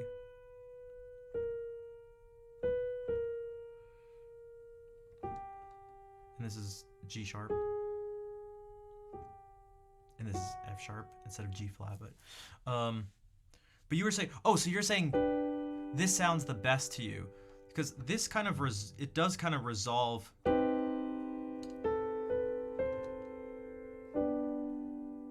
This is your 1 chord, and this chord has tension.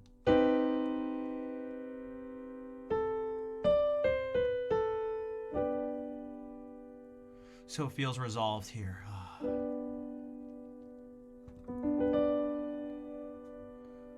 can we do this? What's tension? Oh, so that's the term that gets used. In music, there's tension and resolution. That's on multiple levels. The more dissonant something is, it tends to add to the tension. But again, as we talked about, context matters. So you said we'll keep this color. It's just like boom. This is just.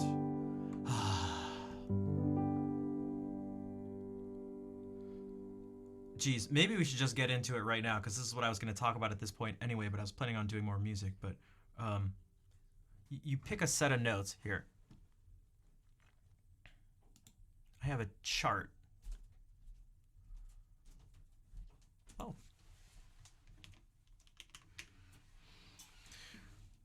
If you click on this, what you will see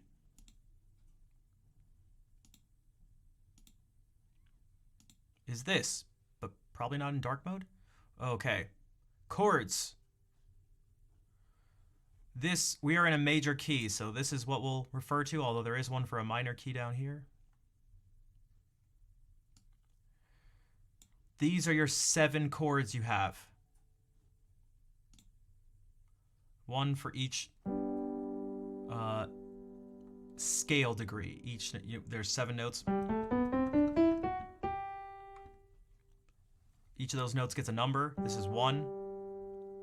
And we play every other note in the scale to build the chords.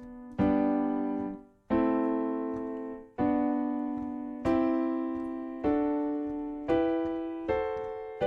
it starts over here. So this is 1, 2, 3, 4, 5, 6, 7, and it repeats. Well, the thing is, I did want to actually do this and do it at this time. I just didn't. I don't know. It depends on what if other people. Is anyone interested to know what I'm? Well, maybe someone is because I saw someone pop in here. If anyone's interested in this stuff, because here's the thing. So now we can. I gave those numbers. That's what these numbers here are referring to. 1 is the start. Captain says I. So this is 1. This is your brown one. And in this, because of the context, because we're in G major gets to be this. Okay. Because it's just completely resolved, there's no direction. We can go anywhere. Yo, Captain, thank you for gifting that sub to Wellat. I do appreciate it. And for, again, being able to flow along with the different things on the stream. But once we pick one of these other chords, like a common one is 4. So if we do this, there starts to be some sort of direction to it. And again, this is not a set rule. It's more of a set of tendencies of your ear to hear something. And even then, that's not sort of set in stone. In context, again, plays a role. But once we do this, we've moved away a little bit more, and the tension has built up a bit. Not in the sense of like, this chord on its own. Nothing sounds nasty or nothing sounds dissonant. It's just a C major chord.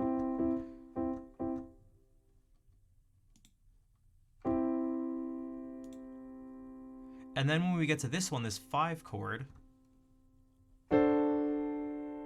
now we have this here. I'm making it a 5-7 chord. Now that there's even more tension and more of a desire for that tension to be resolved, and what that looks like, particularly these 2 notes that we said sound nasty, I mean, kind of. They tend to kind of want to do that.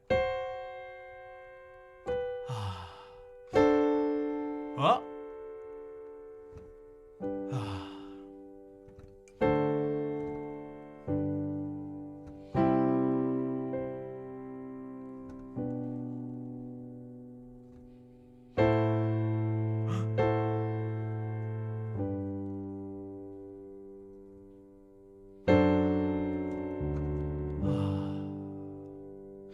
tension and release, and more tension, release.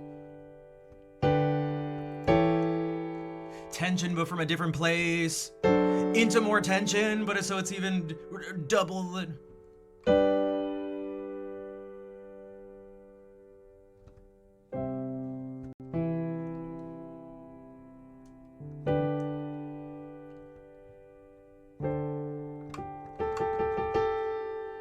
A specific, smaller, more focused area of tension that's been released, but it's releasing to a point of still greater overall tension. So what you can look at that as like a series of arcs where you can focus in different places. So just sort of like a mountain. Oh, what's the double mint gum one? I was thinking of Mentos. So just like a sort of mountain range, you can get an overall picture, but when you go in more, it's like, okay, the peaks, it's like a story, just like a movie or a story, a book.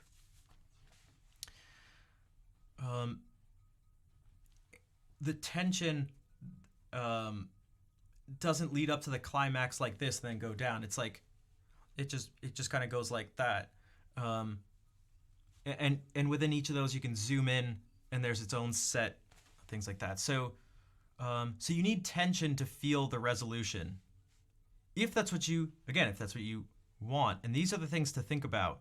And it's not that tension and release is good or that it's bad, or that dissonance is good or that it's bad, or that consonant, this is good, this is bad. This is what I was talking about at the very beginning of the stream when I said music is like choosing your goals, in life, is that you do have to have, in order to make a value judgment, which is what good and bad is, in order to make a value judgment, you need to have a goal. So if we take some basic things here, if my goal is to make you feel relaxed, I want there to be very little tension and almost like a state of just constant sort of resolution a bit. But if I do too much of that, then it's actually not very, it's not very comforting. There's just like no connection to it. So what do I mean by that? You ask, if we do this, okay, this is going to be our thing for today. Okay. If I just do this,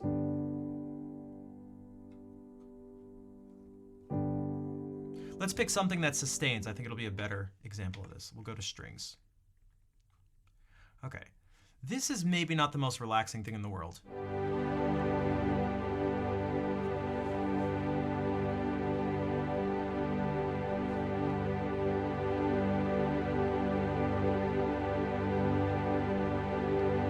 Nothing's changing. Your brain is not, your focus on the sound is there's a good chance it'll get lost. And so your mind goes to other places, and now maybe you're thinking about the things that make you anxious again. So the goal would be, if I want to make you as relaxed as possible, I want to capture enough of your attention by having a certain amount of tension, just enough to capture your attention and lead you to different places, but not so much that you feel that it feels unpleasant. If that's like this goal, if it's like just feeling like you're melting or something. So we could do this and go, and it's not just the choice of notes, it's the sounds of the instrument and the volume.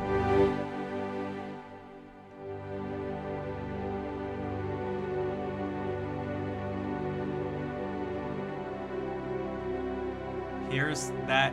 This is supposed to sound nasty, right?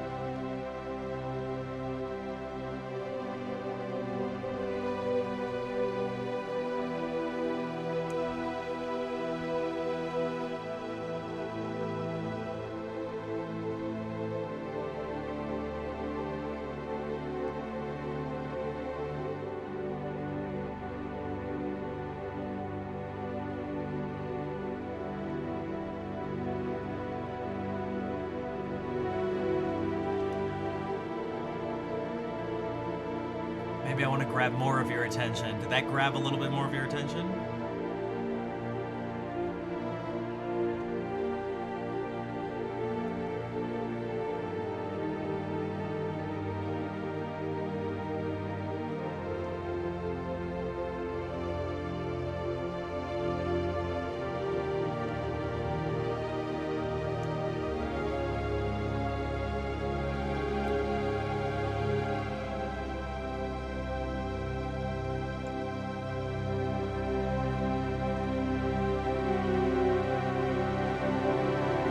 What is that?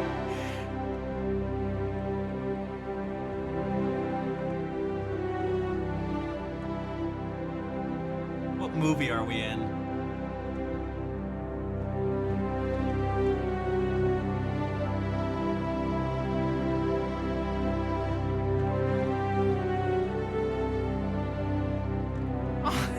It's like.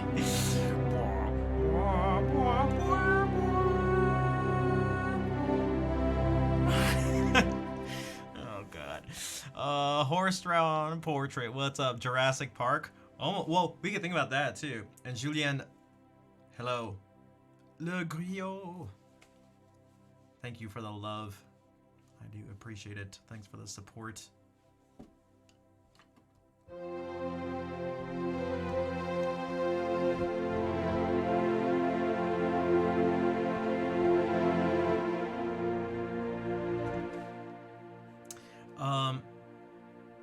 Oh, I think you're right. I think this very specific thing is one of those studio things.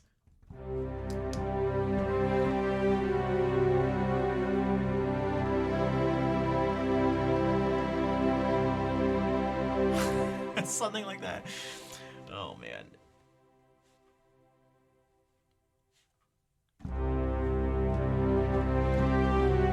Oh, speaking of, holy shit, you want to hear tension and resolution? How do we combine pre-movie stuff with tension and resolution? One of the best examples. Oh god.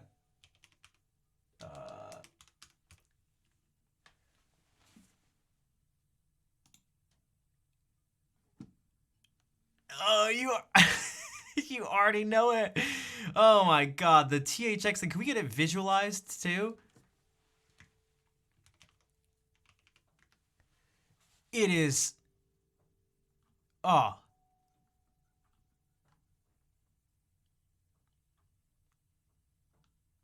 No, that's not it. Is this it? No. Whatever. Well, okay. Well, whatever. We'll just have to listen to it anyway. So we won't. We don't get the visual, but.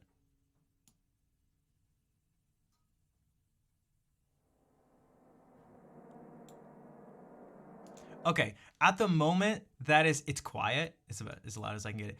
At the moment, it's quiet, and it's just like so many. Well, actually, we can do it like this. We can at least get the still image.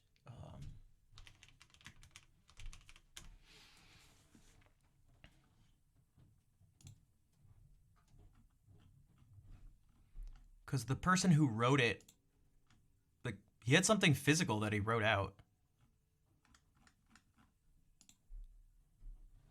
Okay, here it is.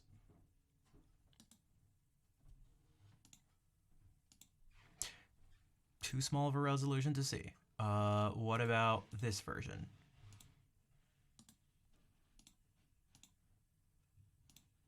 Bro.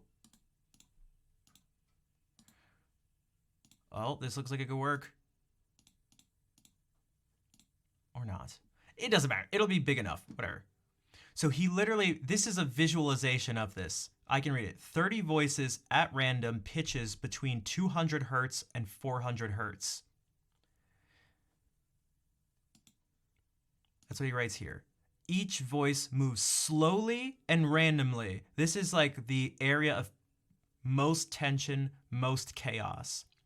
All voices proceed direct to tangent note.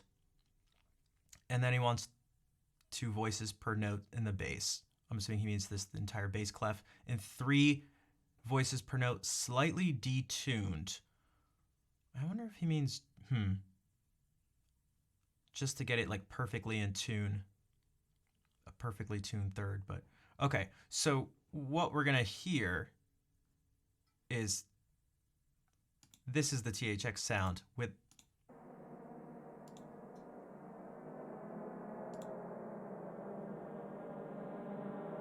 chaos. Oh, we're starting to get some.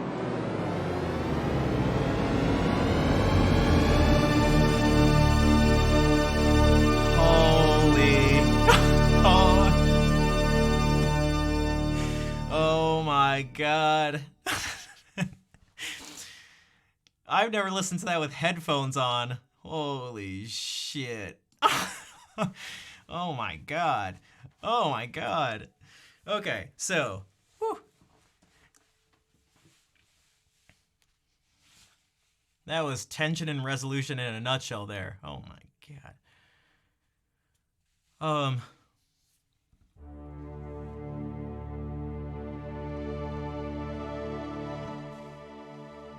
You can do this with a multiple oscillator synth? I guess, yeah, it's crazy because he was doing this. Is this just with instruments? It must be. I don't know. But, yeah, and it just. So this is like what's happening.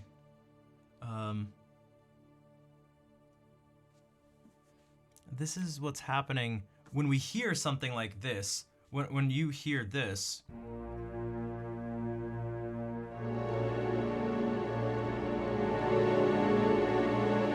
This is the chaos. And if we just go.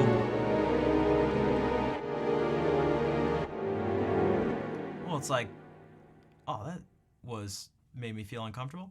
But if you do this.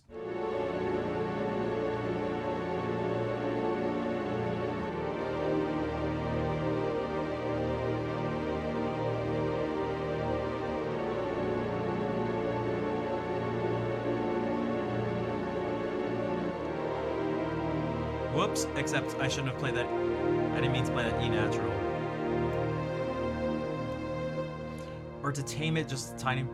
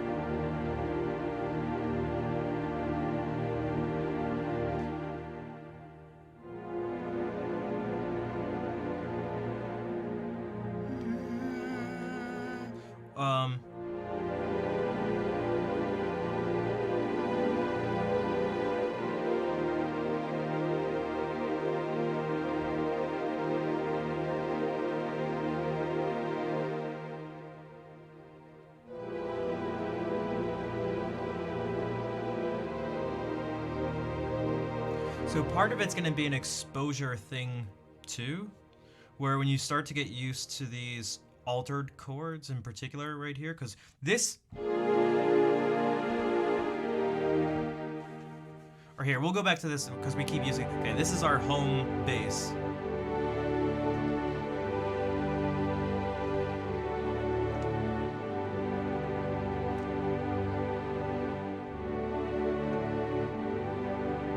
With my voice on it, it's better.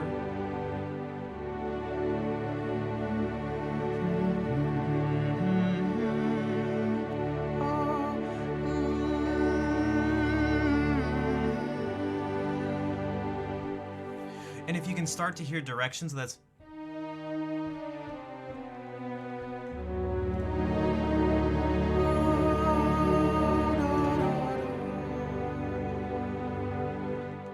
just like we hear.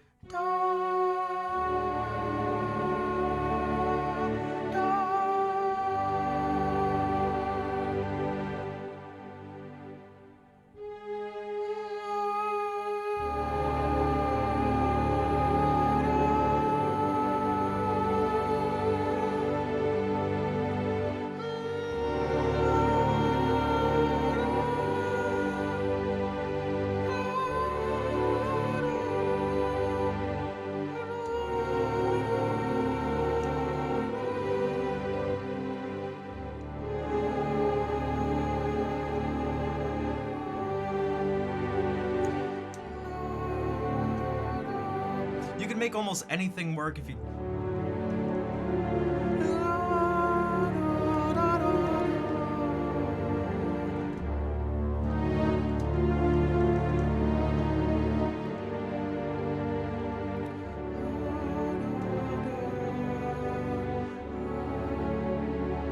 This one not so. That one's gonna be the most difficult to do.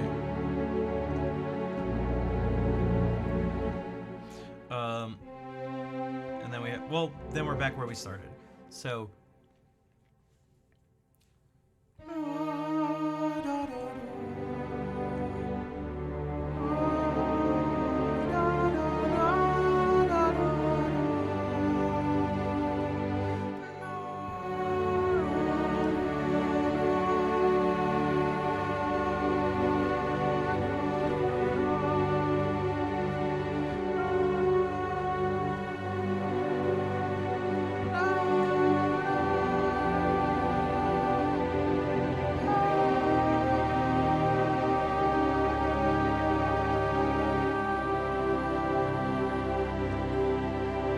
So these are some of the ways you can break away from like having this be.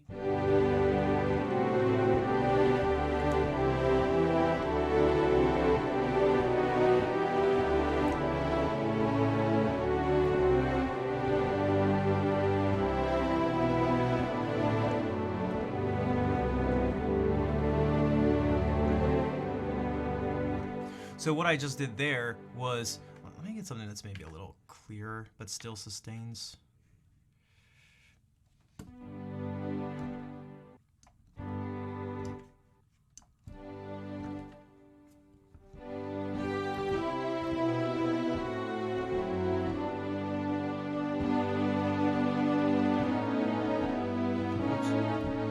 Oh, I meant.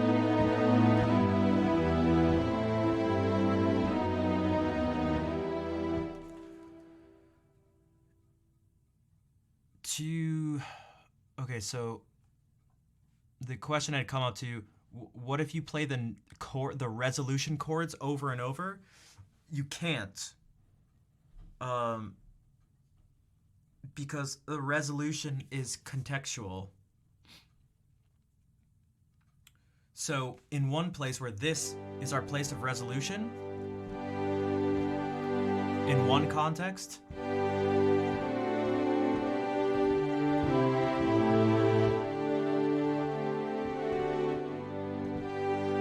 this same exact chord is the most tense chord if this is our place.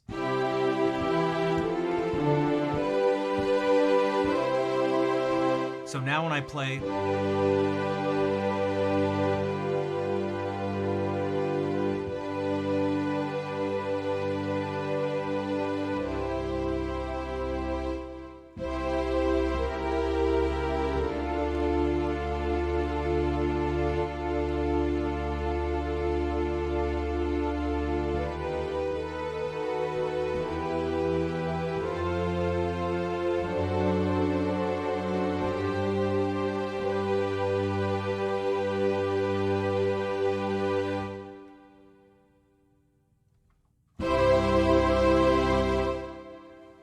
tension and resolution are required.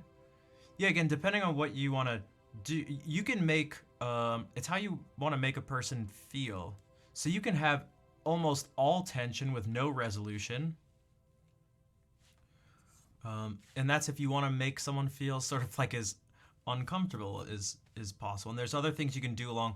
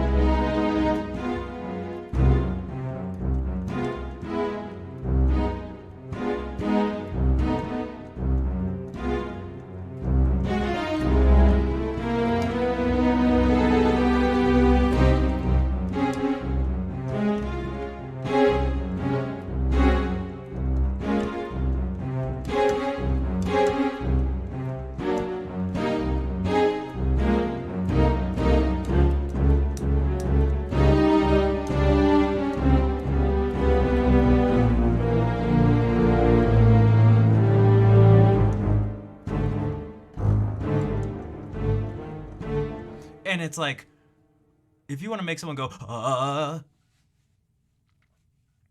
that's like Monk S in music form. 2:30 a.m. You're gonna meditate a couple hours. Yeah. So if I want Legrio to meditate, I don't want to do that. I want to go, yeah. Now while I'm playing spooky music again, so we can pick a different sound maybe. Let's just go back to the piano. Or John K. Yeah, if you want to do. I mean, that's actually really tense. I hate silence. You feel like a boss fight in a game, exactly. So if you want to make it sound like a boss fight, you want to do basically the opposite of making Grio go to sleep and relax. This is not a boss fight.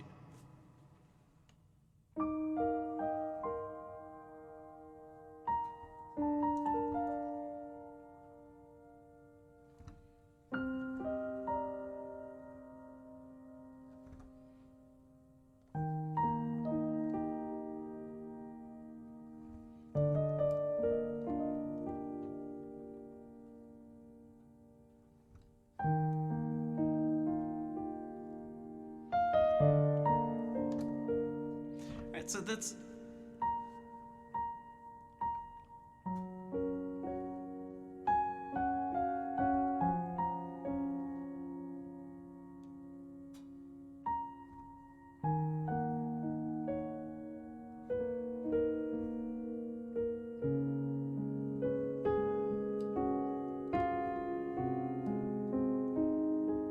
adding some tension for direction.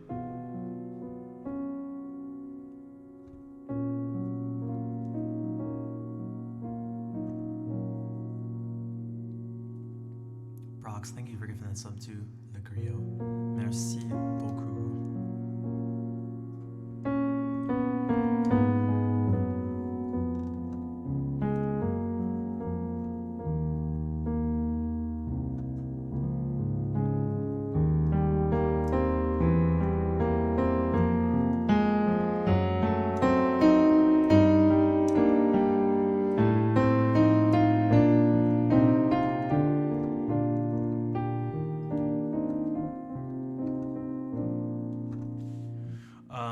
And then Volsing strangely does the opposite until I go into the lower registers. Yeah, because the high pitch maybe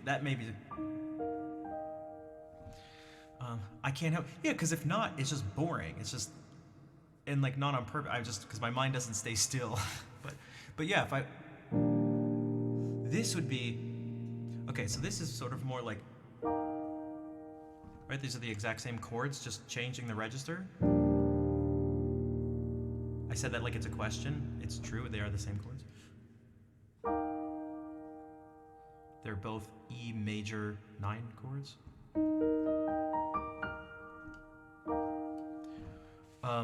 Yeah, this is definitely like it's this lower stuff.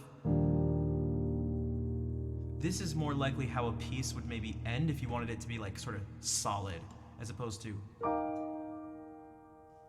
again, not that something can't end that way, but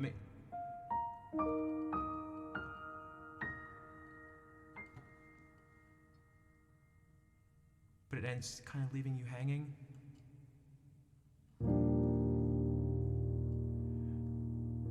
Boom, boom.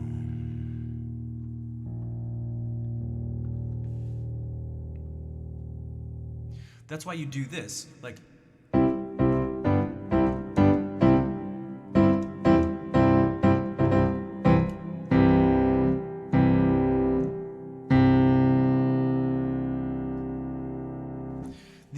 The endings to these, you know, these symphonic works, whenever that sort of thing happens, is just,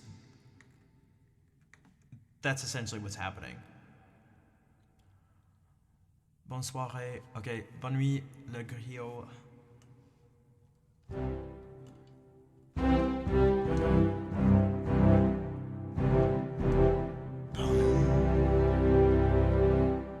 Because this is also taking advantage of the fact that basically the fewer notes you have, the more just solid it is.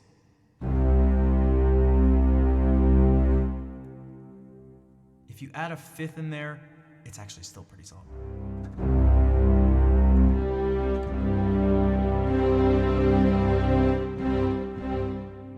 But no, this is just, I mean, this is as solid as C as it gets. If we were like,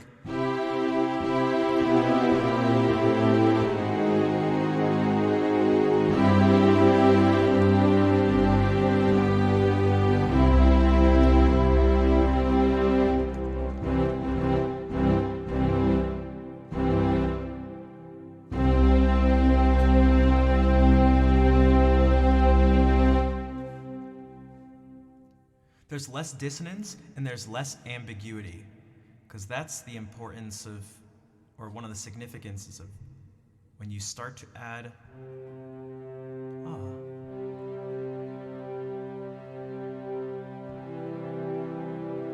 Okay. It's C major, unambiguous.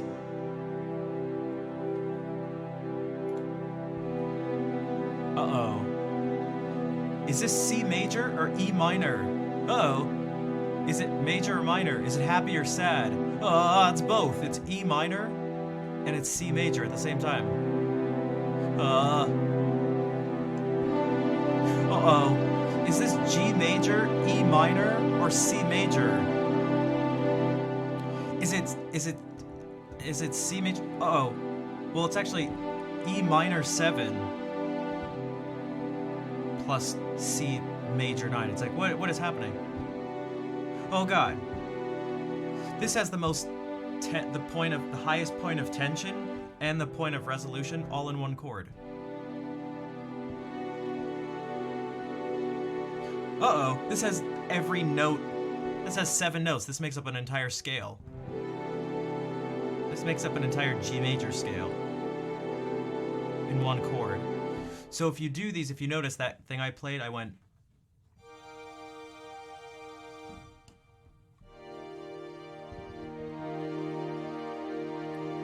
That's way more. The lines are blurred. The lines are blurred, so they're softer, they're less sharp, it's less piercing, it's less intrusive. And if I want you to feel, even this sound is a little more piercing than, well, maybe not at that volume. And you can round things off and add space and room for comfort with reverb too.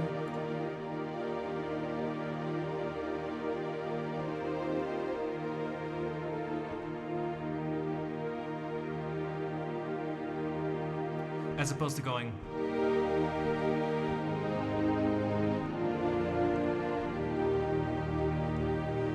To me, that doesn't feel like relaxed comfort. That is actually feels very solid and powerful, which is why that can be used in music that feels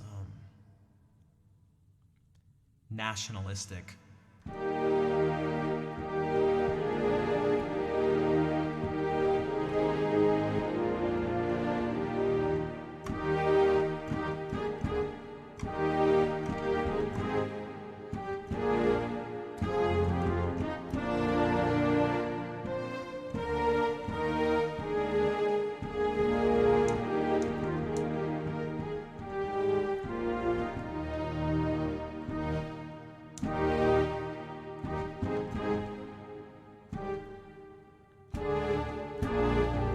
It should be like,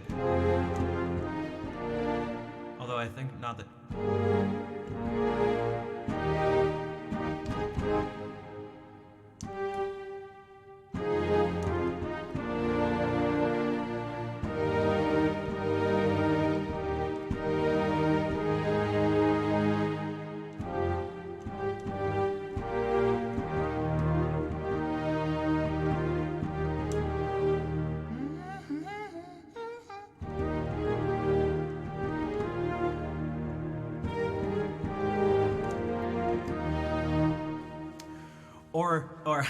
And hey, Riven, what's up? Well, thank you for gifting a sub to Riven. If I want something to be like, to feel empowering and emboldening and have you drive forward or something, I don't want chaos. That's scary. I don't want that. But I also don't want you to feel sleepy and mushy. So we'll give you a big sense of direction and push and something that'll this gesture. And so we can go, Hello.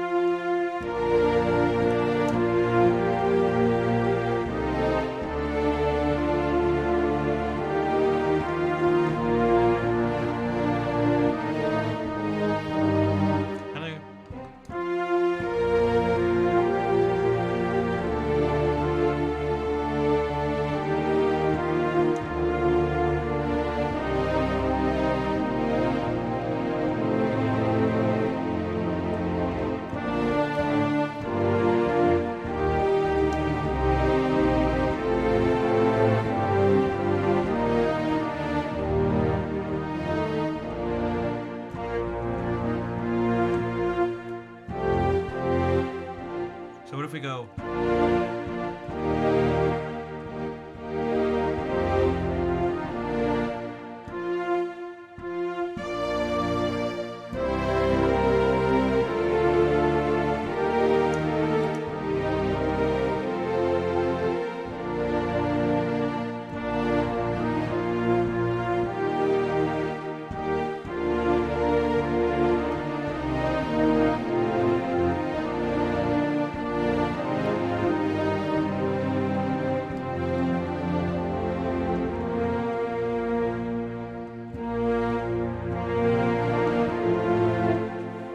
And you know what this is gonna.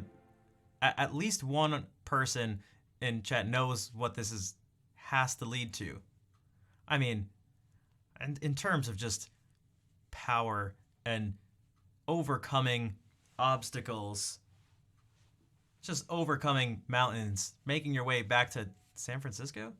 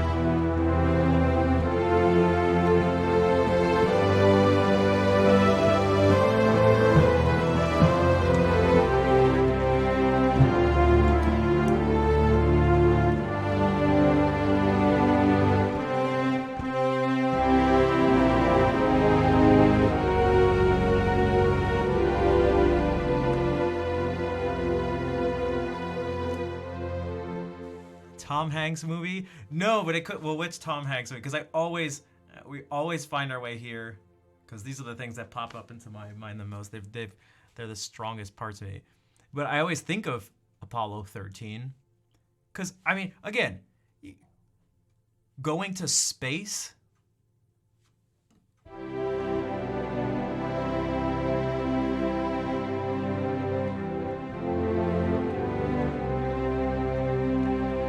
I mean, that is like, that's to a whole other level of just this gesture, just like,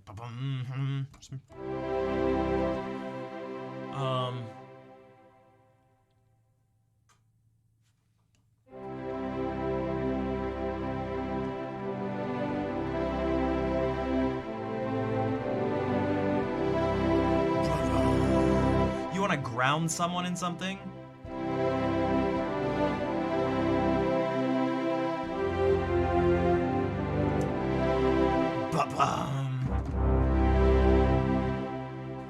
What movie was it? Apollo 13? Is that what you're thinking of?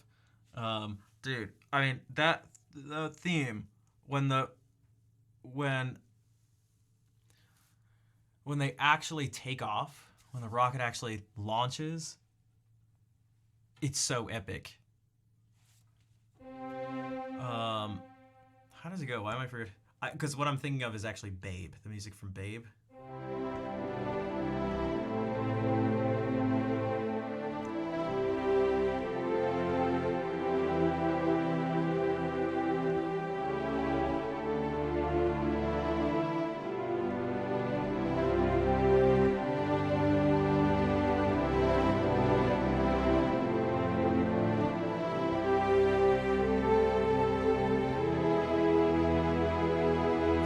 all has this very, yes, strong, solid,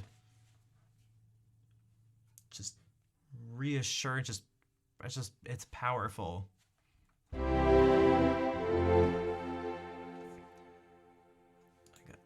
Hey, how the hell do I scroll?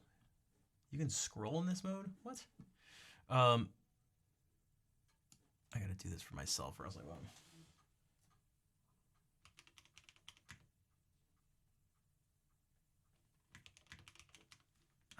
These times have I watched this dumb thing. I'm gonna mute it for copyright reasons.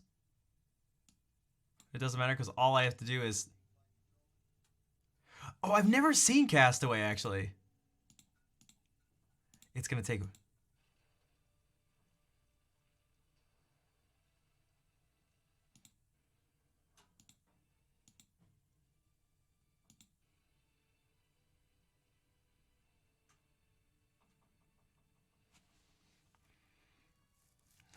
Okay, that's what it is.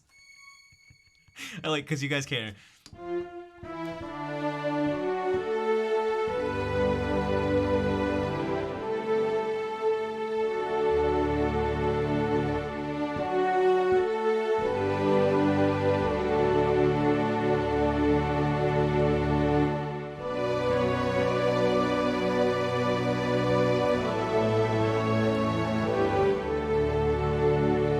I mean, this is just like, how powerful is it?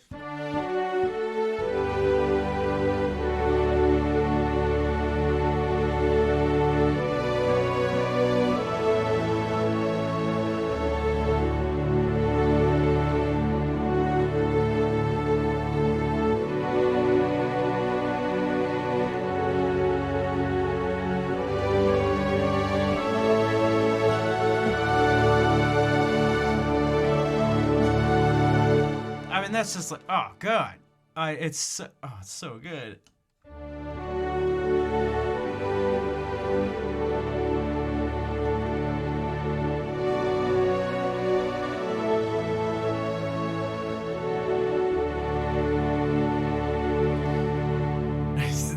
Are those some of the chords from The Sound of Silence?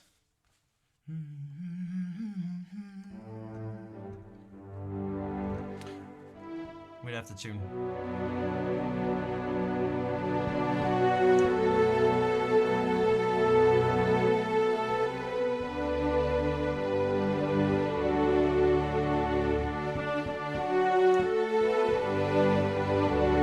Yeah.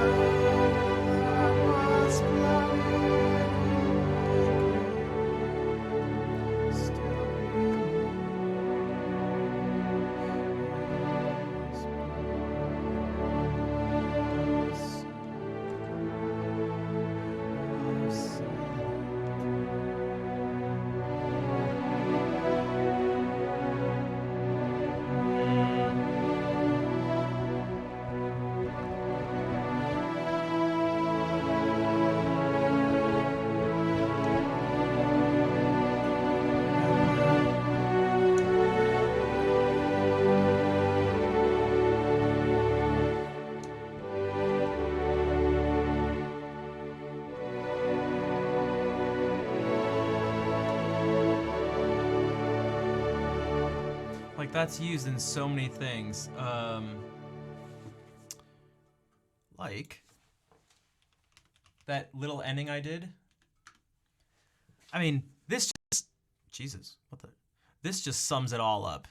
This sums it all up. Let me see if it's a...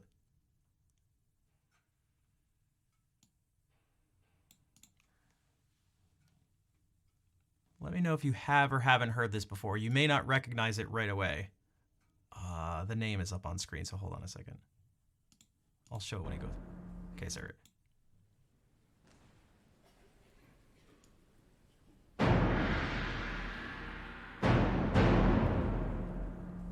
The person who gets it first gets a virtual high five.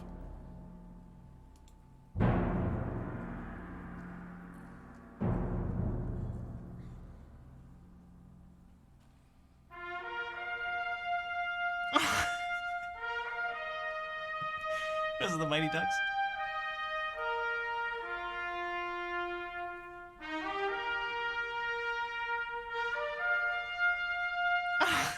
No, it's not Apollo 13. But right, it feels similar. Because, oh man. Just fifths and octave? This is...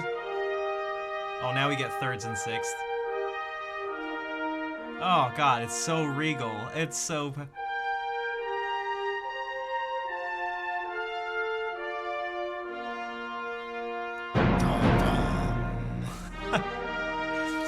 Man, what's more grounding than...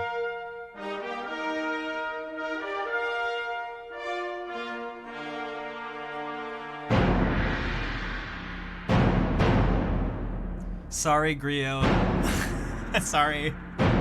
You do know this. Everyone knows it. Oh, man.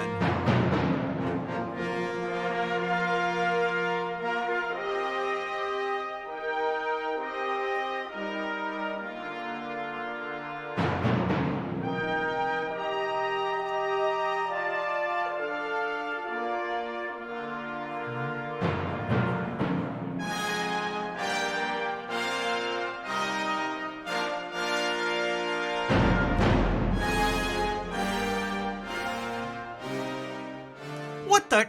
You... Why did they just do that? Oh my god, I can't believe they just did that. I can't believe they just did that. Oh, speak about a lack of release. What the? How dare you? What the? I don't even know what to think right now. Okay, hold on. Hold on a second. What a...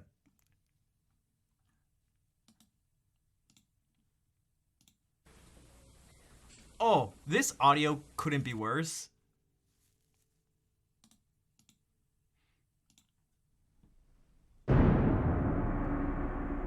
Okay, so we're...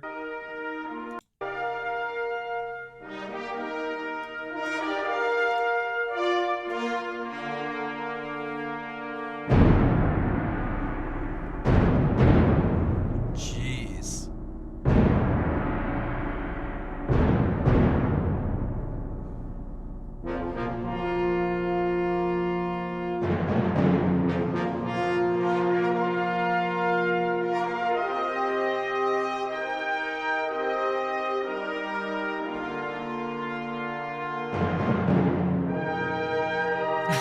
Accidentally toss them out and then salute because he doesn't know what to do.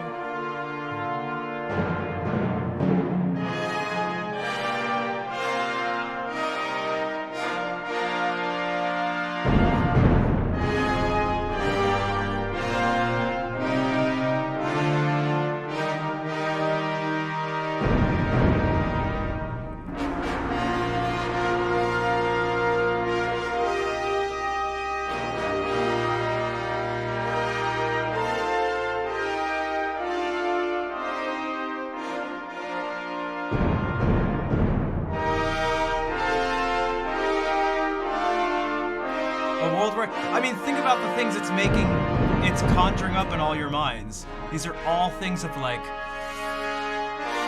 that require a great deal of resolve and strength and power.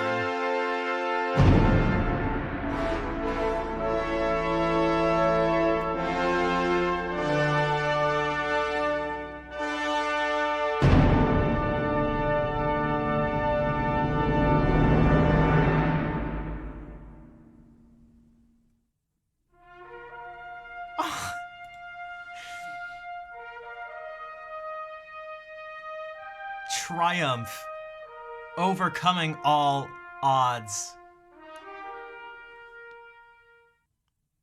It's Aaron Copland's Fanfare for the Common Man.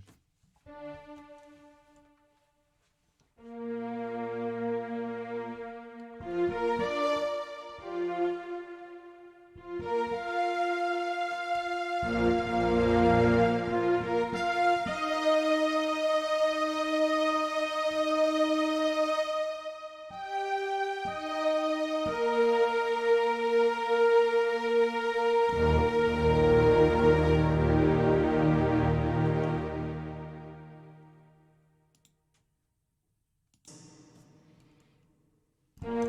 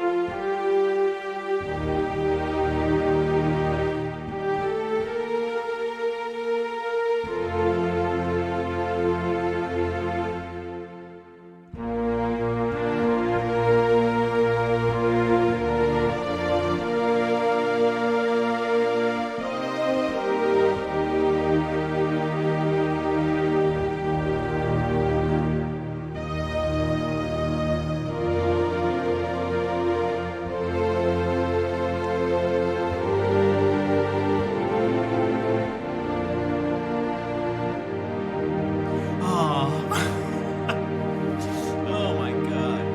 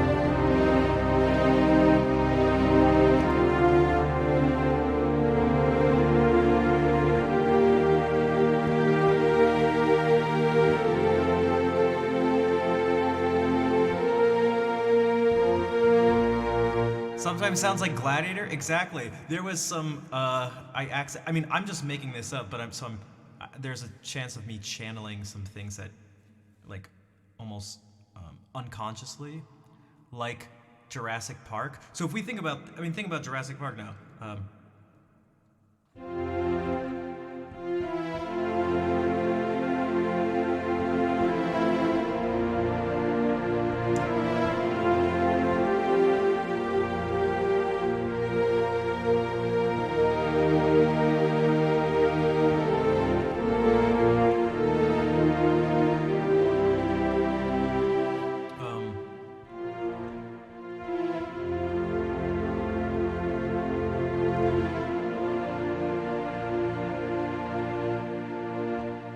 Should we just actually do it? All right, we're gonna do. I mean, like it already comes up. Specifically, I type Jurassic Park glasses theme. I mean, you know what? Screw the potential copyright stuff. Who cares? This is too important. This is too important.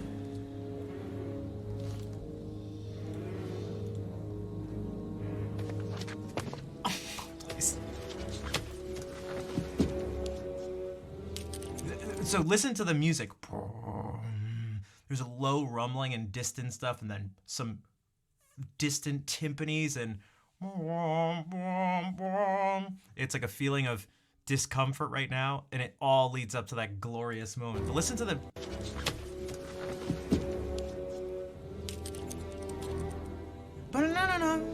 Alan, this species of Variformin's been extinct since the Cretaceous period. I mean, this thing is about this thing. What? You could have just told her to look, but apparently that's a normal thing to grab a person's head.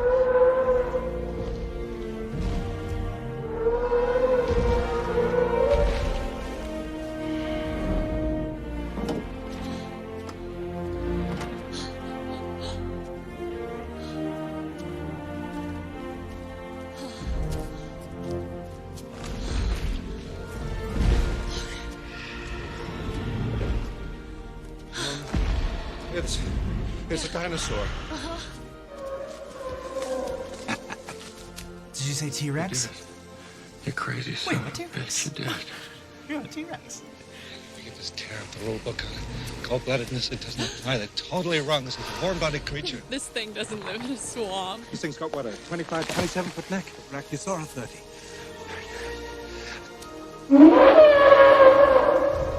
This movie's so dope. Oh my god.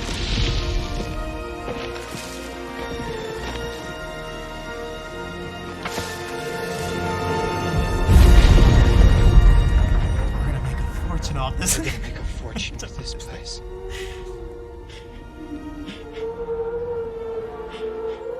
How fast are they? Oh, we clocked we the T-Rex. clocked the T-Rex at 32 miles an hour. God damn it. T-Rex? You said you've got a T-Rex? Okay, after you see this, are you like... you just saw this.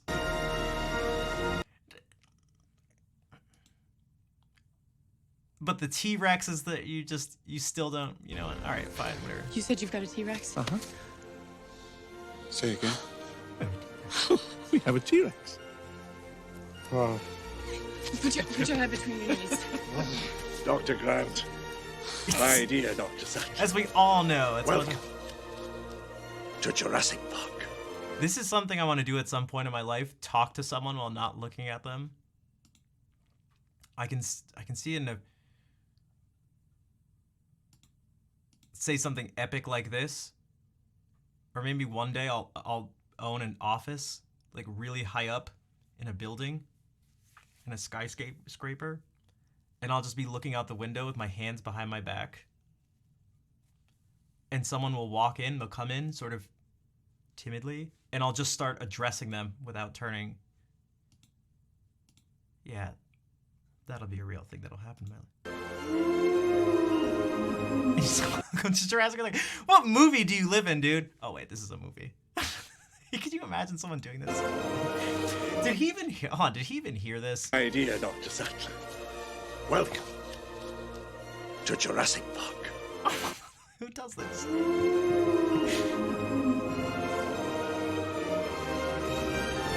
I don't think I've ever turned my neck this slowly in my life. I guess I've also just never seen a herd of brachiosauri.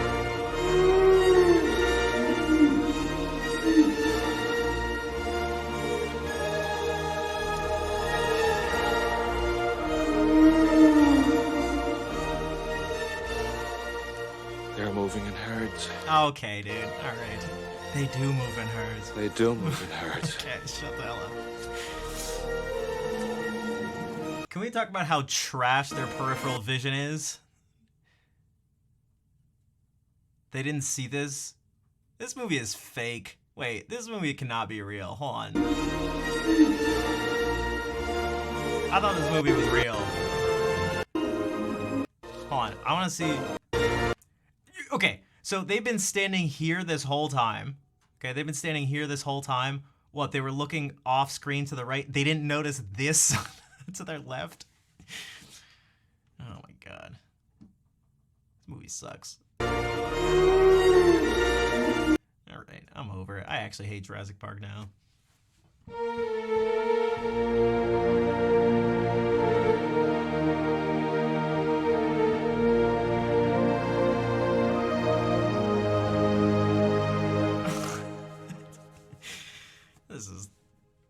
This is total nonsense. This movie is fake.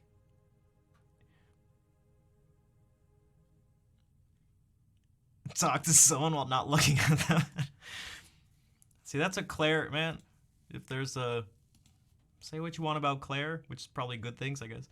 But, she's the quote master of the stream. But if we look at this... Yeah, they even had a new dinosaur in Jurassic Park 3. Okay.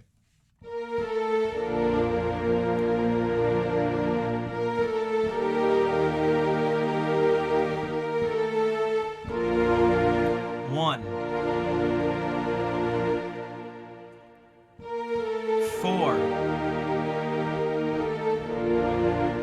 It's just like flat 7, which is epic, and there's 5.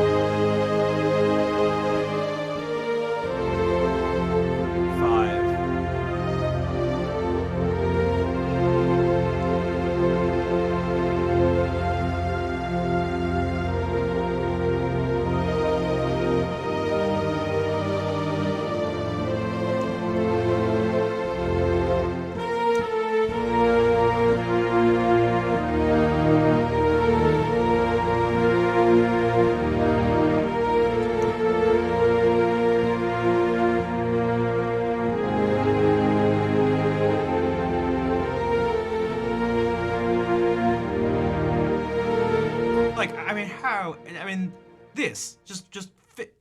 Da-dum.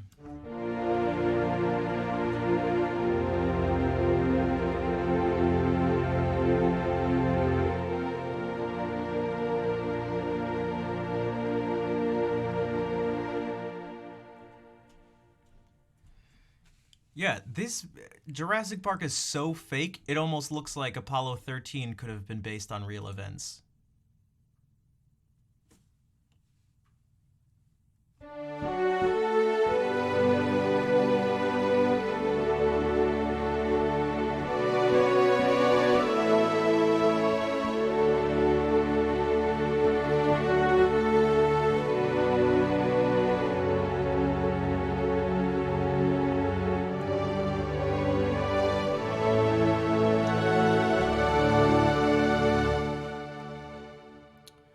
Dude, these are...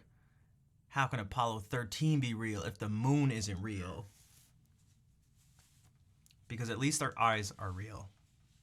That's how. How can the mirror they put on the moon be real if our eyes aren't real?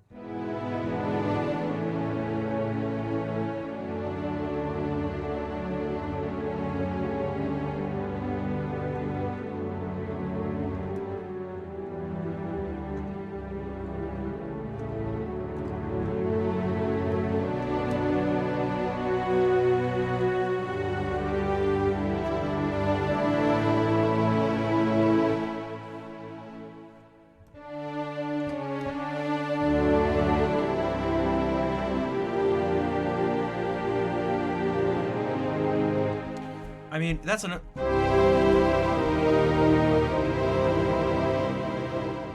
Dude, all of these is just, they're so solid. And if you're noticing, I don't know if you're almost never seeing more than 3 colors at once, because these are all triads. They're just they're so solid.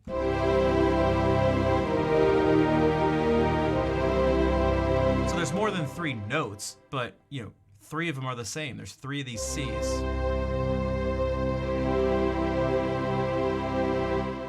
A new set of 3 notes.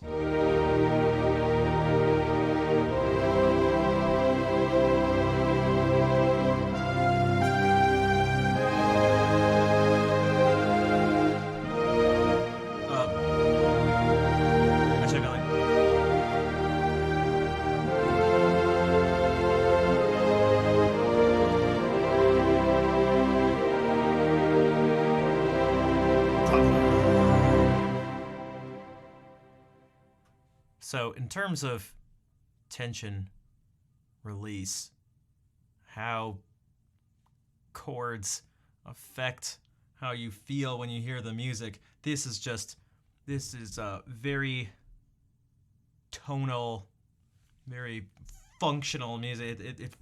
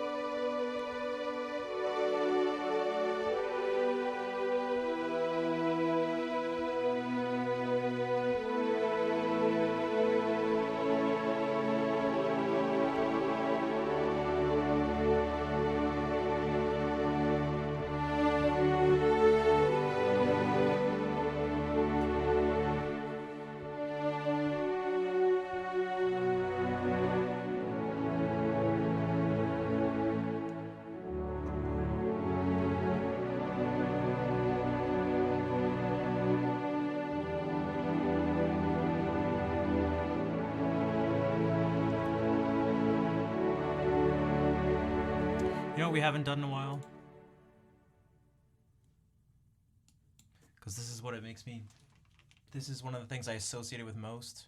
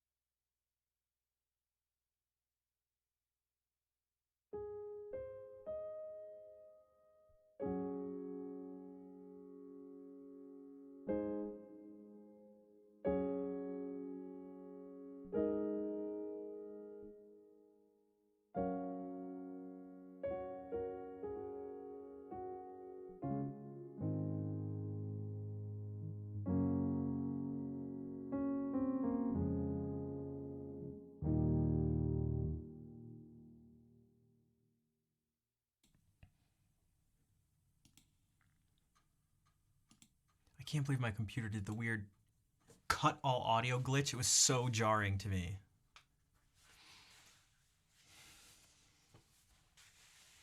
Kush, what is up?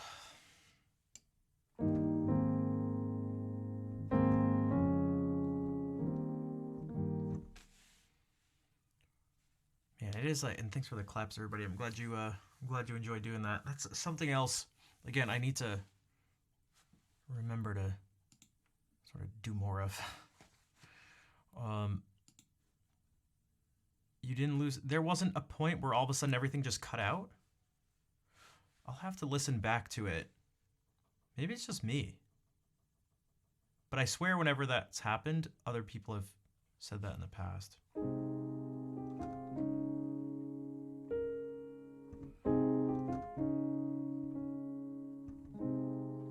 And it's really jarring, so it's like, it's one little thing, but it's like, oh, if I wanted to like upload that somewhere, I would not want that to be in it. I feel like I'd have to like dub over it somehow.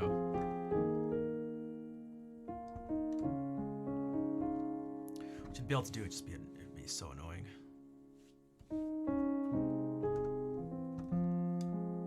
Also, Fair, what's up? You came in. How's it going?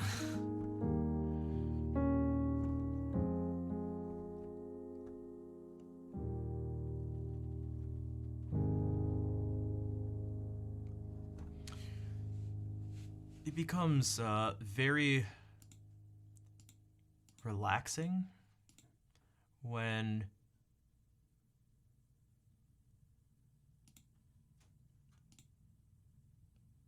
ever since I got like really comfortable with this basic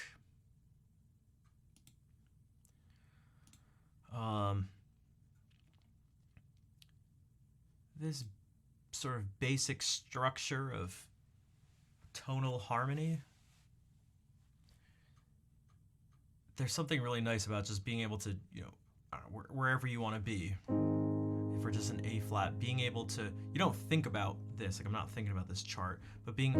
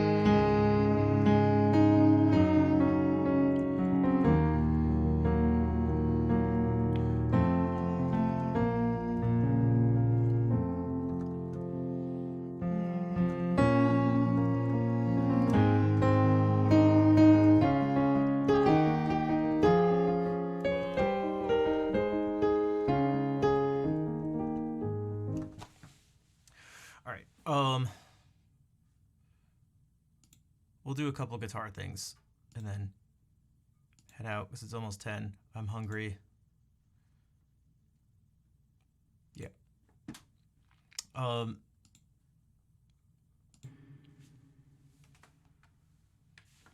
play this.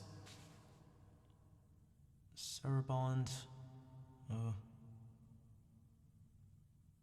Whose origins we don't know. Okay, cool.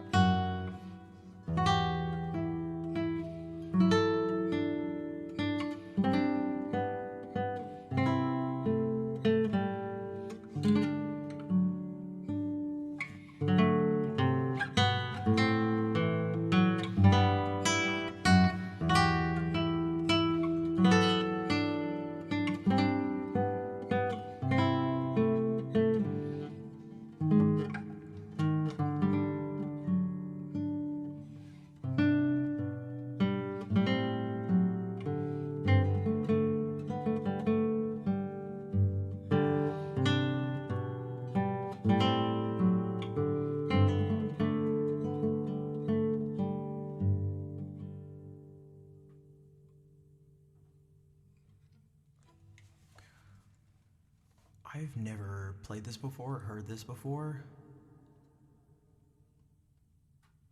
but I really like it, despite its simplicity. I feel like it kind of fits what we just played in a sense.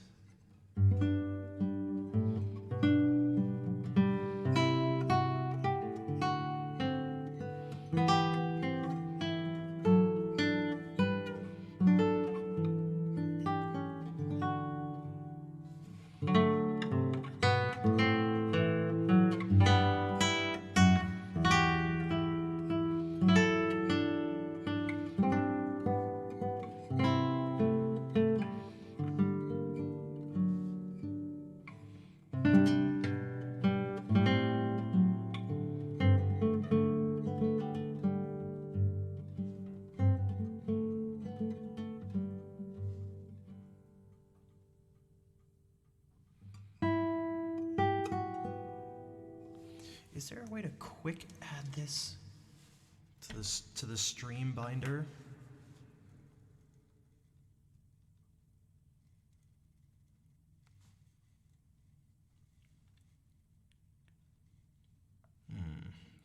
There's got to be a way.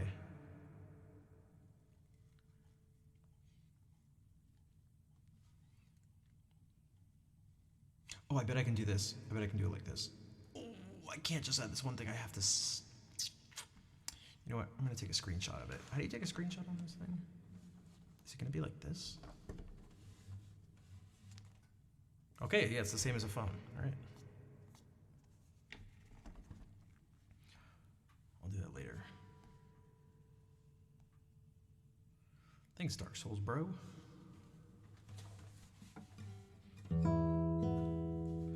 This, we do know the origins. This is French Baroque music. This is just smack dab in the middle of the Baroque era.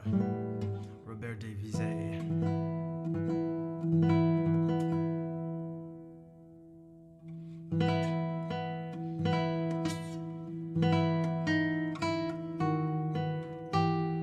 Yeah, okay.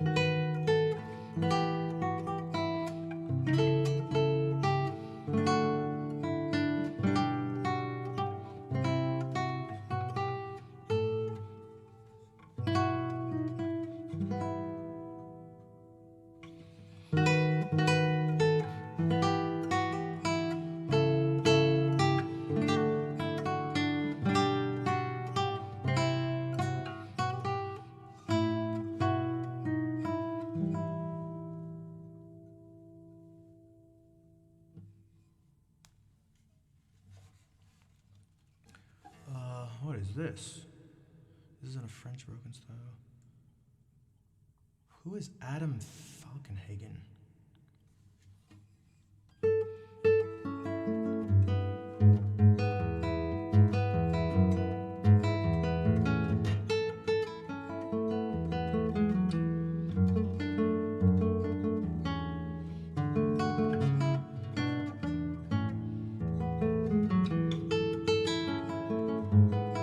I should probably do it slower from sight reading.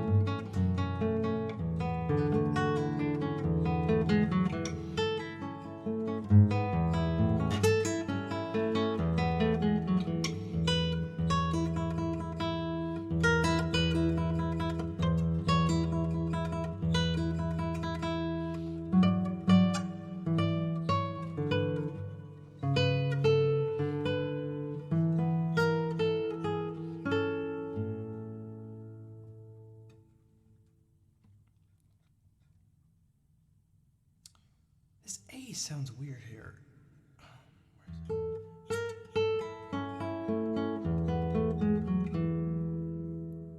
Oops.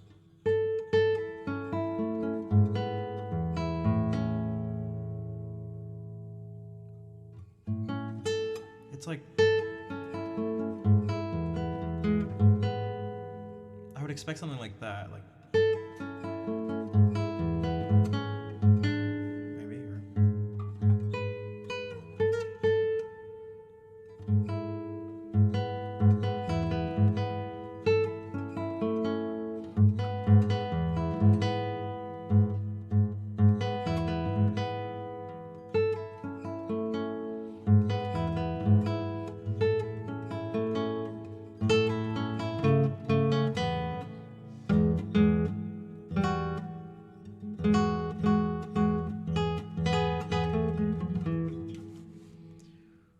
Canción o Tocata o Santiago de Murcia. Okay.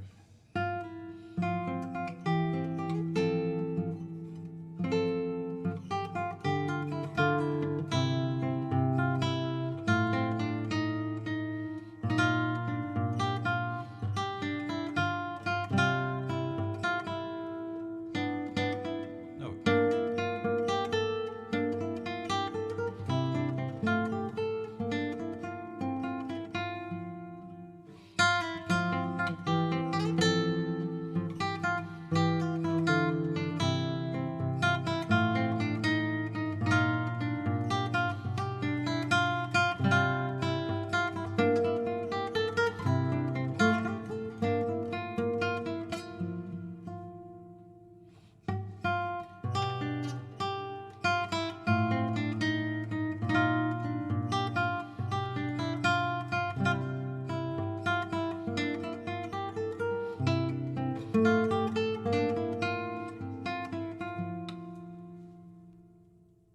Oh.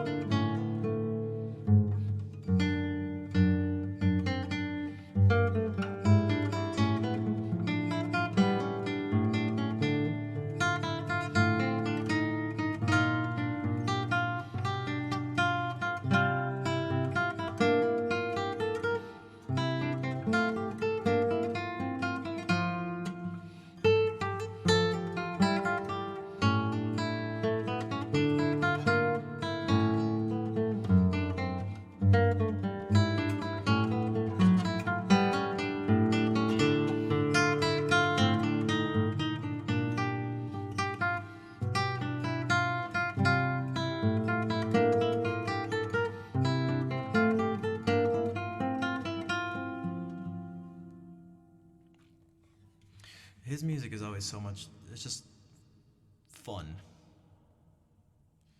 So if I was more comfortable, I'd put more energy and something into it. Like,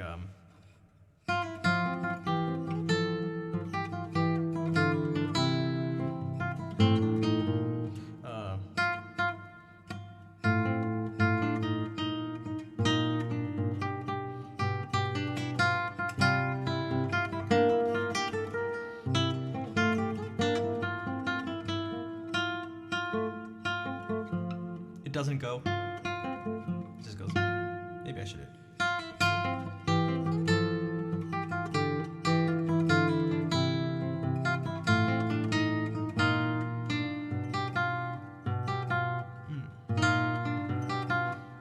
Oh.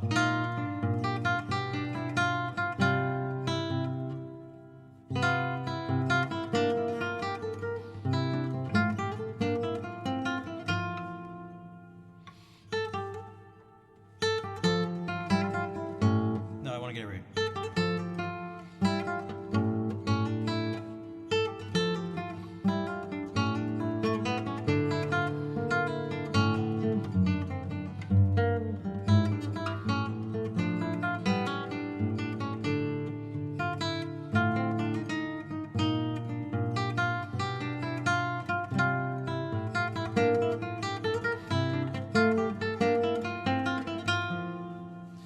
I should do even more with the bass there when those things happen.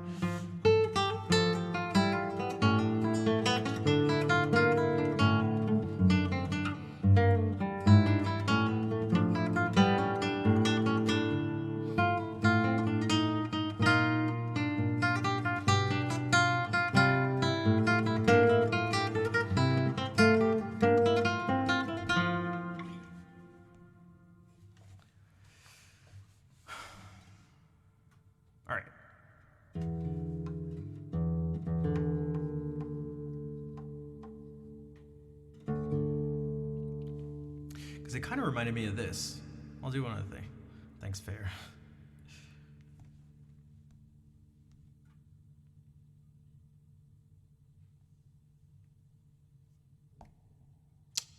Why don't I just do this?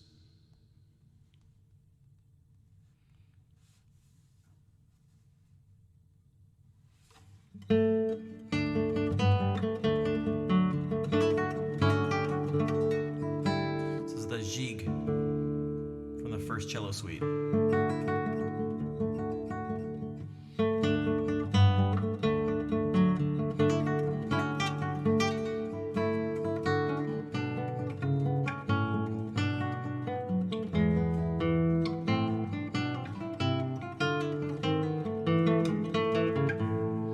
I think that's partly why I got those vibes.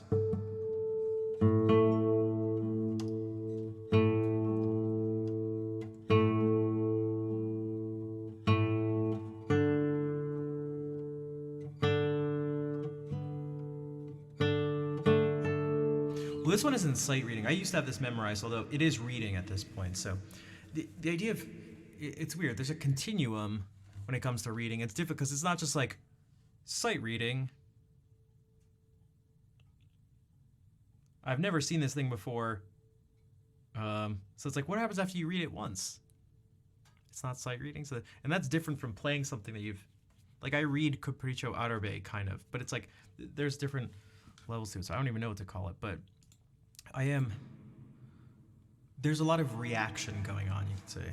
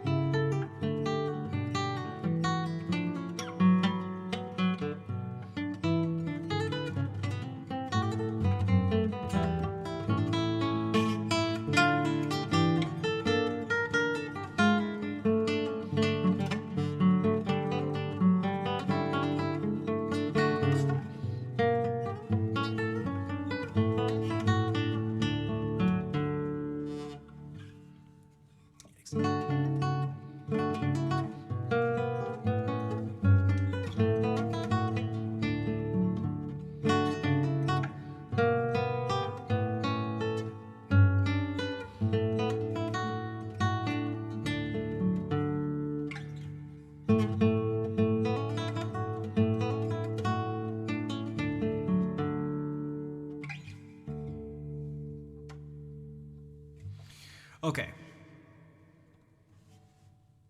Shall we? May I have this dance with you, chat room?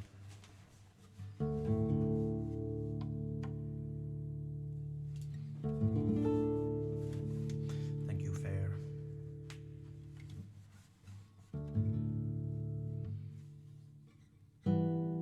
This ending song dance.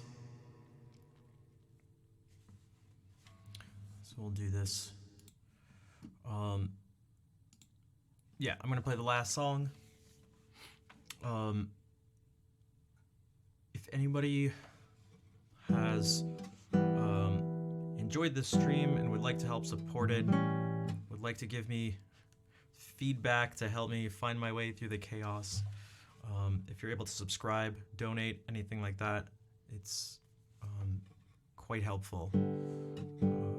not just financially, but to also show the support for the things that I'm trying to do and explore here. If not, there's other ways to help support, just watching, for those of you who are lurking, which is everyone, almost everyone. Yes, that's you. Who, me? Yes, you. That helps following if you're not already followed. Yeah, and hearts can help too. Not just me, but the other people in the stream.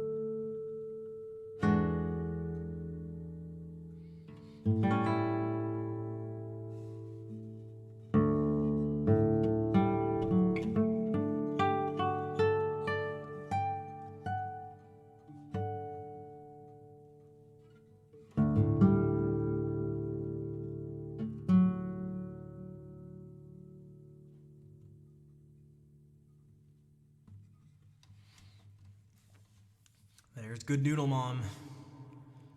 Thanks for the hearts. And Wet Ninja, Cello, Fair, Elfin, Al. Al, thank you again for the for coming back to the stream and for the subscription earlier. And again, speaking of Scare Me Now, thank you for the 10-month resub. Saying thanks for the good vibes and good feels. I got you. Thank you. Oh, what the? Anonymous. Anonymous, where? Anonymous, gifted 5 subs. Thank you, whoever you are. I feel like we haven't seen an anonymous gift subber in a while, which...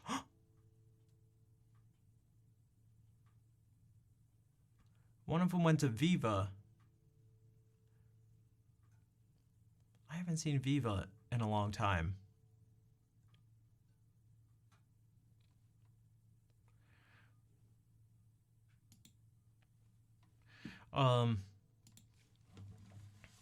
But Anonymous, thank you for gifting those subs. Nice, Kauto got one.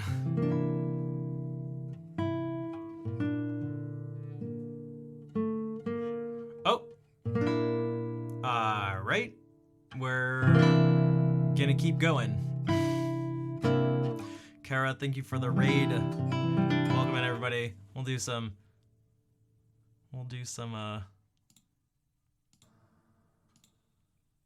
Chrono Trigger. Ruby, thank you for gifting a sub. Thank you, Ruby. Love the lighting. Thanks. Here, I'll do.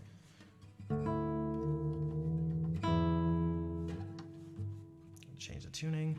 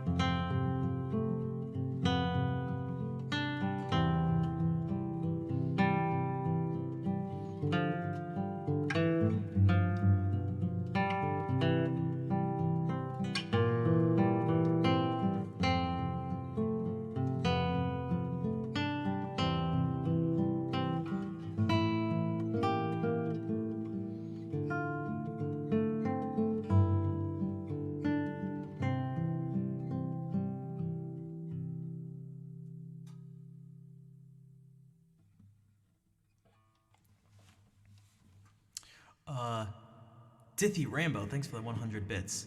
Kara, thank you again for the raid. I hope the stream went well. Ruby, thank you again for the gift sub and for sticking around, everybody, and for the follows. Yeah, that was Peaceful Days from Chrono Trigger with me skipping part of it at one point, but it was too late to go back. It was too late. I had to just keep going. And then yeah, Kakariko Village. You also have a beard. We're both bearded. Nice. Do you use your beard for ASMR purposes as well? All right. No, just me. So my name's Rafi. I go by Schnaff here. And my main thing is guitar, although I do pretend to do stuff on piano when it makes sounds.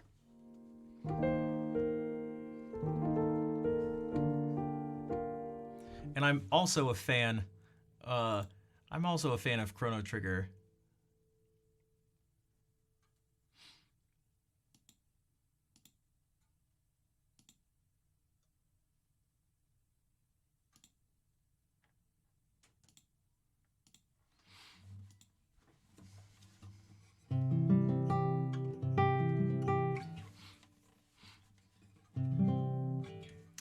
I was gonna head out, but you can't head out right after a raid. So I'll play a few more things, although they're not gonna be from video games. But you know what else? You know what else I love besides Chrono Trigger? Mr. Johann Sebastian Bach.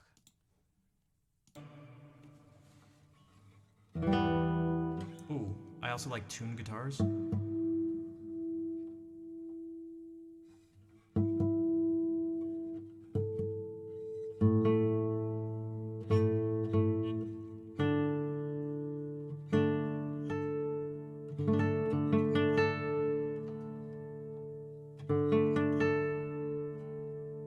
Also, Ruby Weapon, I kind of got an emote for you.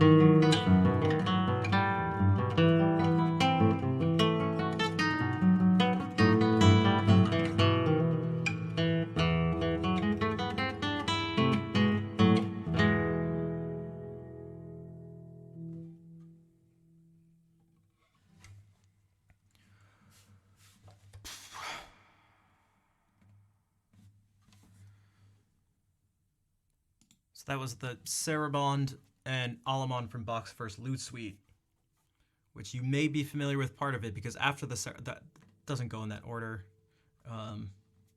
Plus I skipped some movements. And thanks for the claps and the bravos. Thanks, Killa. The way I approach playing Bach, it's actually the same way I approach all music. I don't put. Sometimes people put him in particular, and then also sort of Baroque music more generally, into like its own category of like approach of performance, which I think is fine, but I just don't do. So when I see this Sarabande, for example, so the fact that Ruby Weapon was like, is this Bach? Like, what? You could do this. Hey, Elfin, take care. Thank you for hanging out, spending your time here tonight.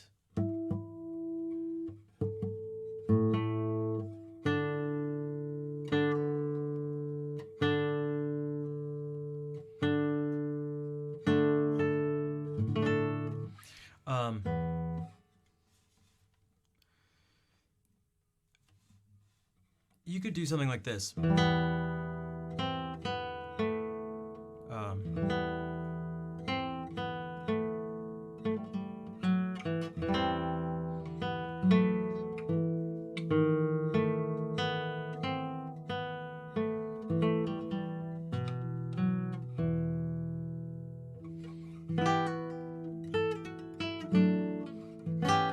I just don't hear like.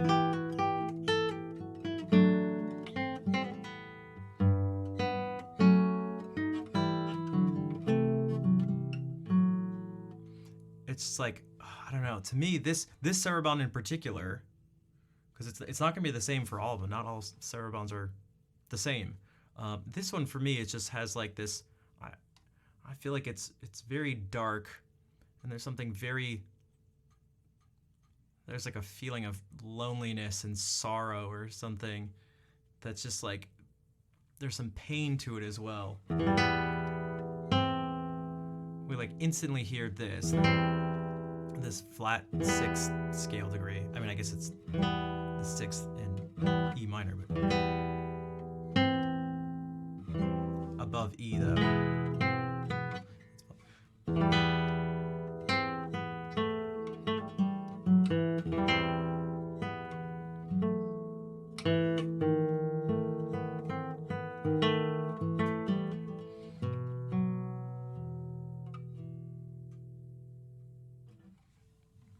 Exactly fair.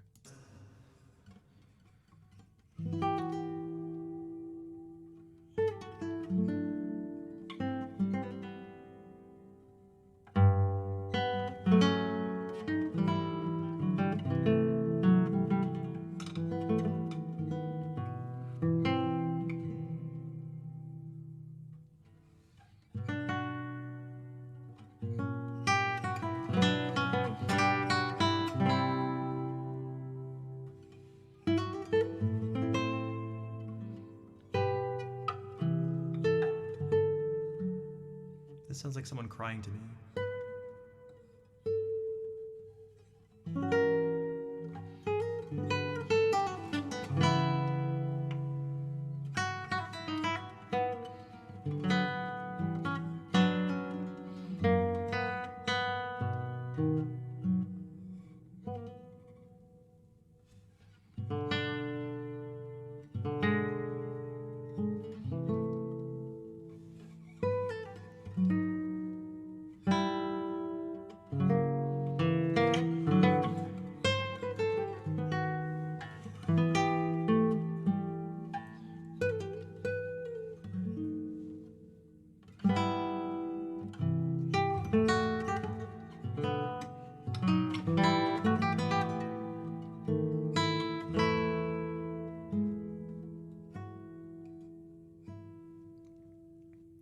And what actually comes after this, if I was playing the whole suite, is...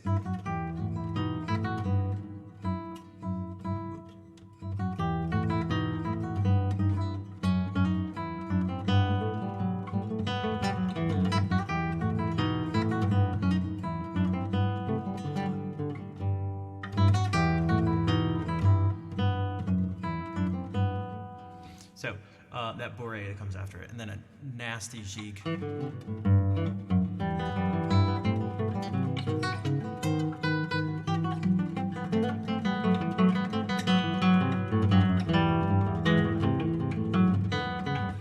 But I'll have to get those. There's also a courant that I skipped.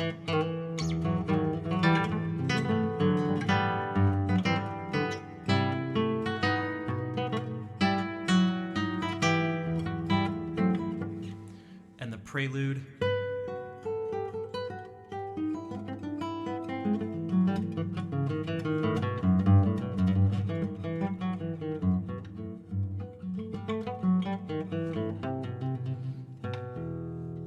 Which does this thing and has this sort of, not quite fugal thing, but imitation at the fifth.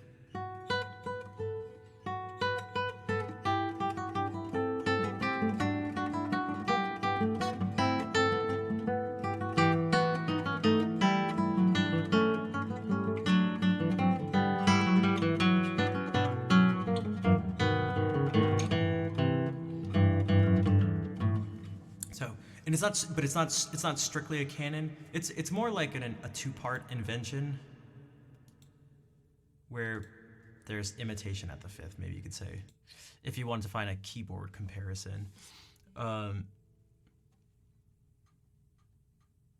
I'm trying to think. None of his canons were for like. We don't find any canons in like the violin sonatas and partitas, cello suites, lute suites. It's things like, well, the set of canons from the Art of Fugue. I think there are canons in the Goldberg variations. Definitely in the musical offering. The musical offering has...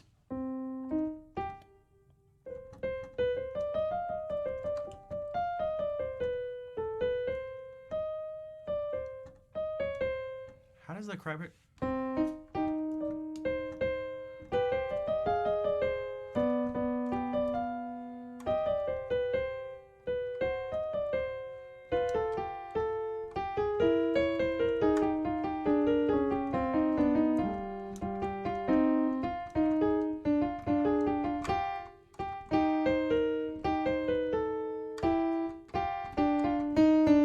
Right?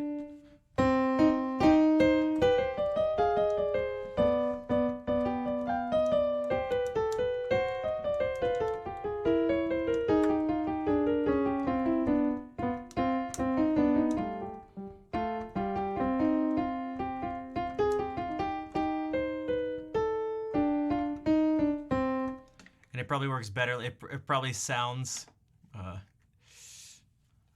better like...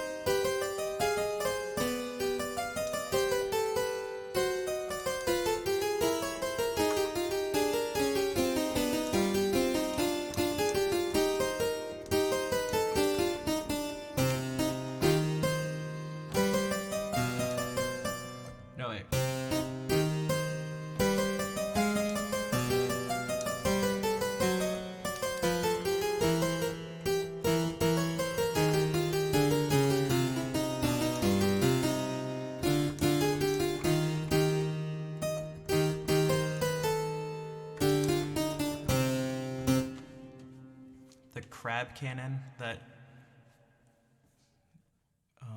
exists there. There's a bunch of cannons in there.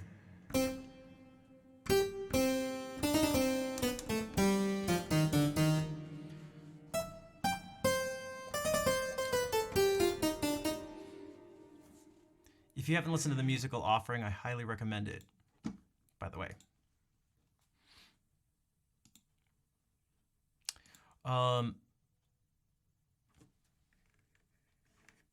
I just love Bach. I do.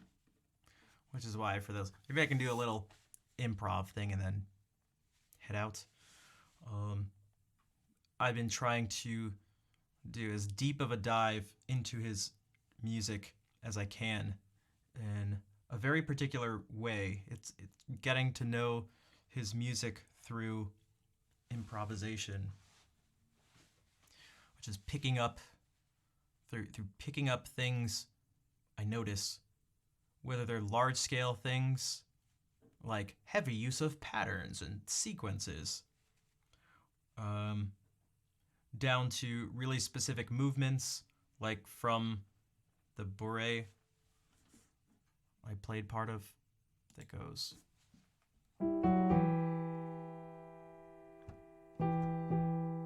Because you could just go, you could like kind of keep doing that, like you could make like a whole little thing out of that, or at least some sequence out of it.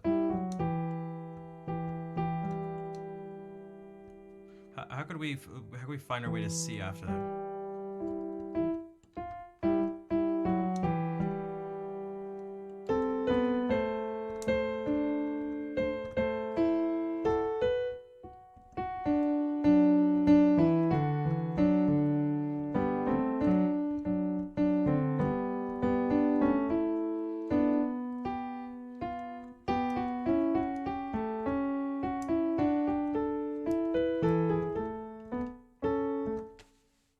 Using little patterns like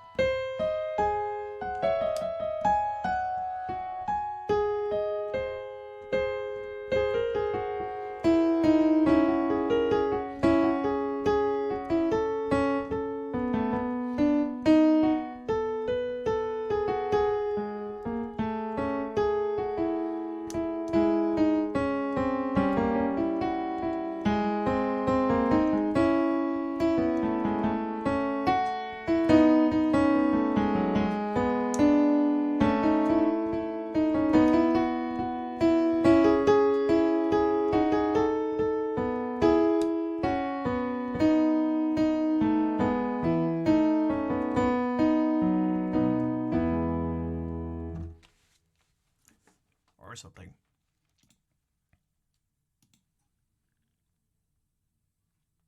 You could also go like...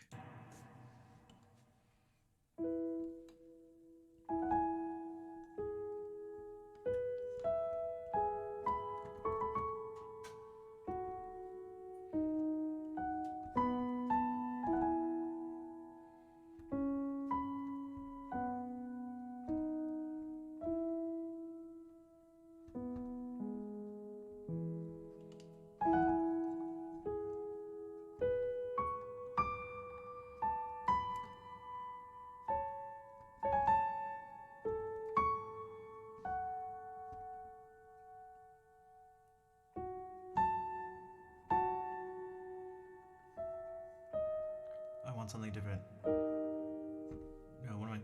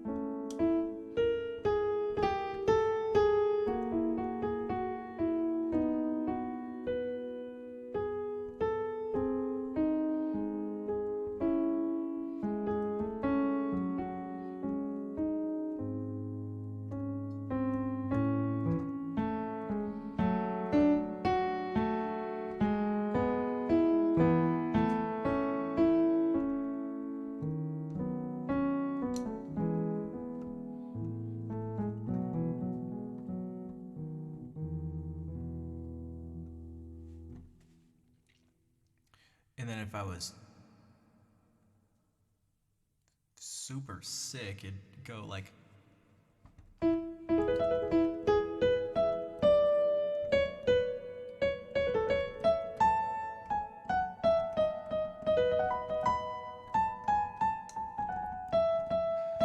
And it would be imitated like...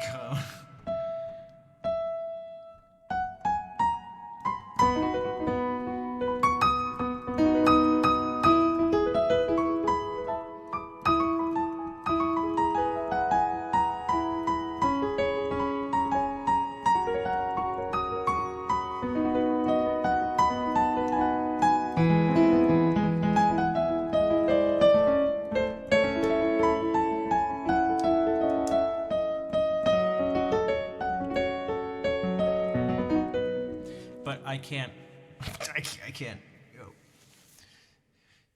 improvise fugues, especially like that.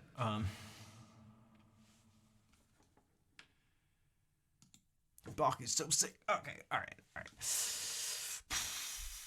But that's a little bit of my progress on this journey. One of the things I've done, maybe I can actually do this real quickly. Something that actually is real. Actually.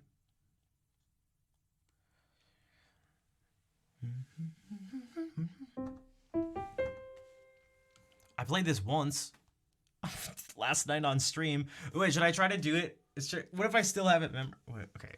Can I play it from memory after looking at it once last night?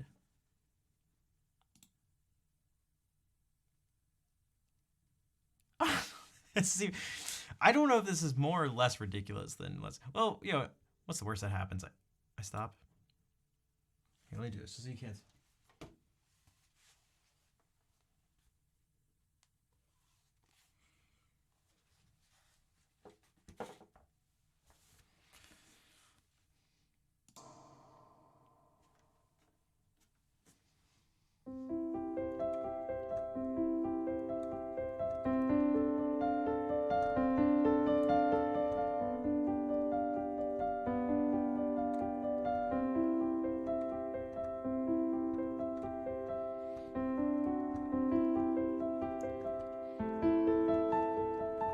No.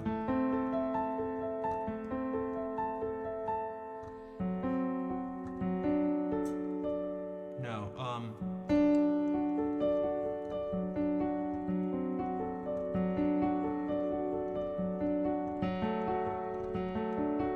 No. Where did you go to? It went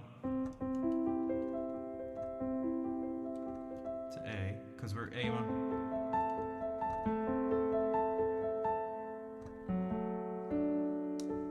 Oh, right?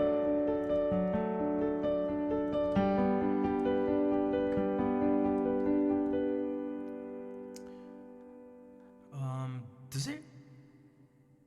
No, we didn't get this. I missed this.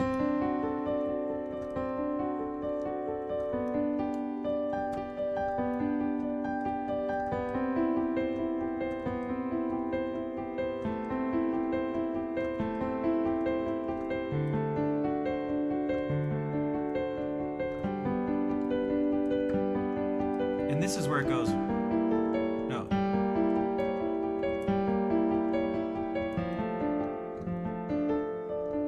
Wait, so how do we get from, hold on, how do we get from here? And then does this, right? Then it's 5 of 5, so.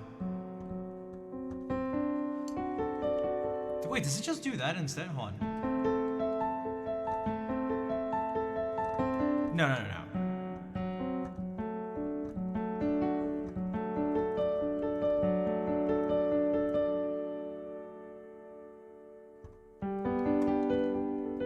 No, how do we get to here? Okay, so I've... 1, 2, 5, 1, 6.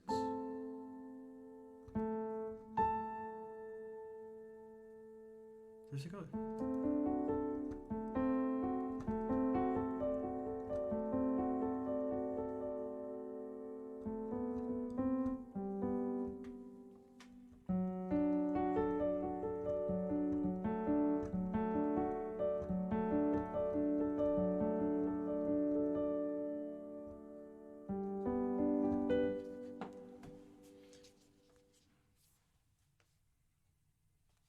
So what did I miss? So we went.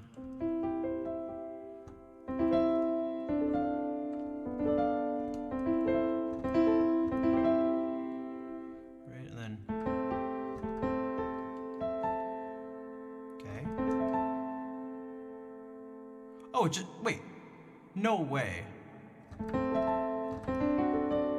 It does do this. Why didn't that feel right? Okay. That felt like a jump. Remember I said, oh, it probably does this. And then I was like, no, it definitely doesn't. Because that voice leading seemed to, not strange, but...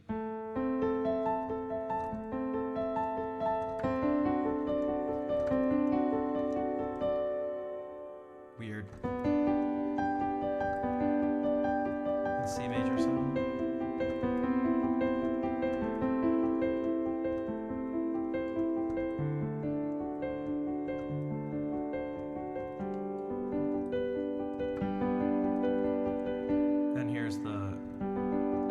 Here's the C sharp half diminished, or C sharp fully diminished.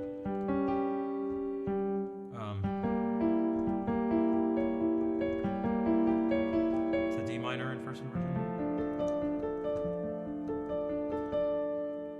The same thing like this.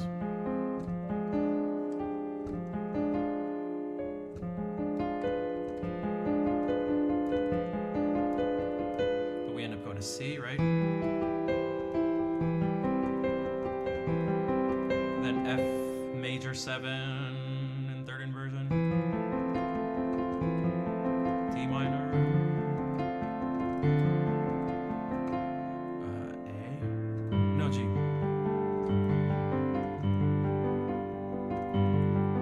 Here's the C, the beginning but down an octave.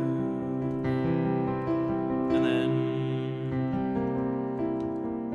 5 and 4. Is it?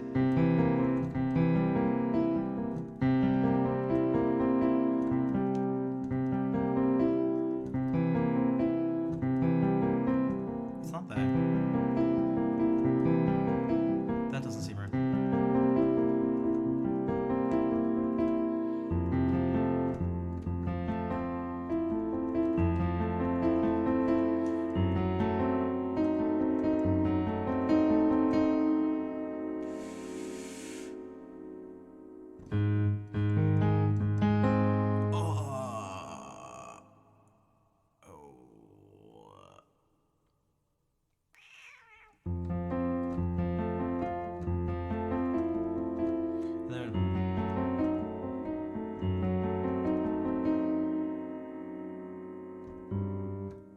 This part I think I really did just actually forget.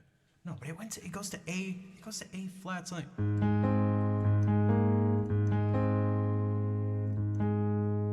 no, but it's F minor.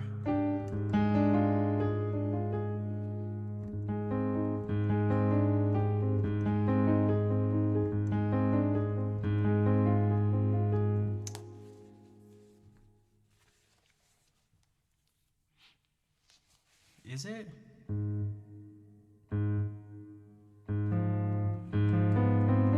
Oh, it's this thing!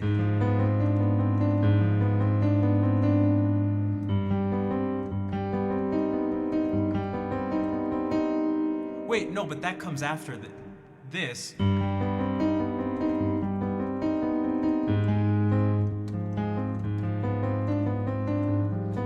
That's when this thing comes in. Okay, that I just... Alright. So, now if we actually look at this thing. Now if we actually look... So where did I look?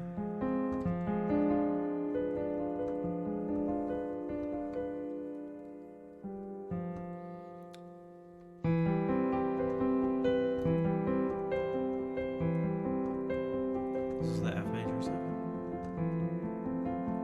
D minor 7.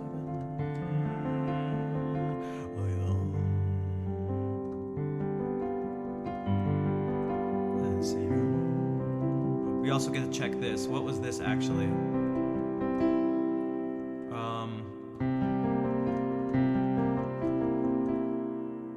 This is what I did. Or was it? I don't know. Okay, then this.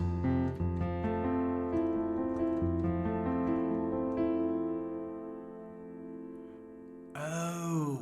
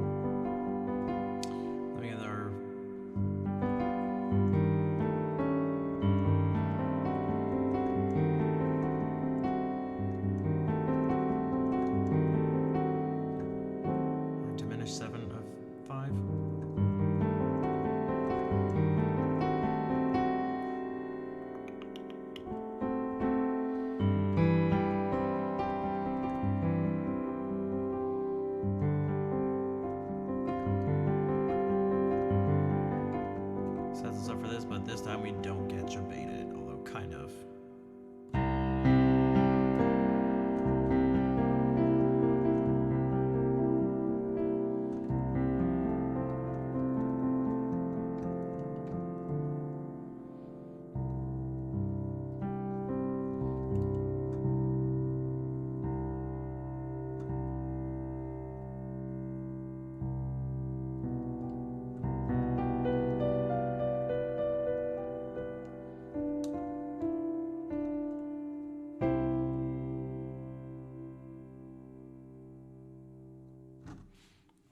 So if I just do this enough, I'll eventually get it.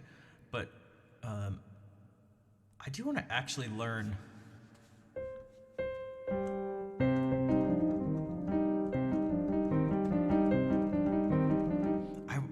I so badly just want to be like, sort of like this menacing, like.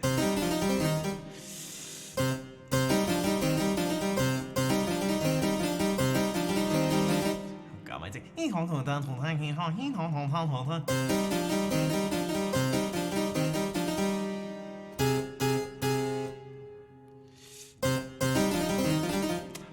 One day. One day.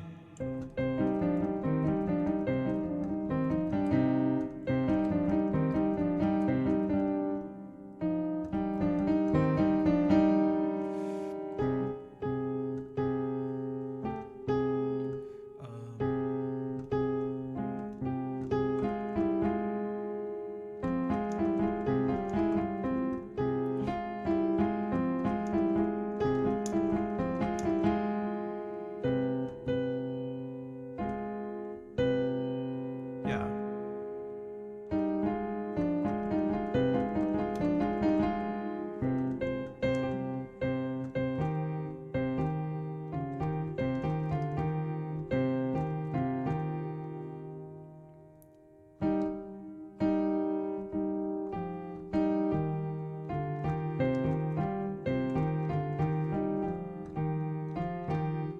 No.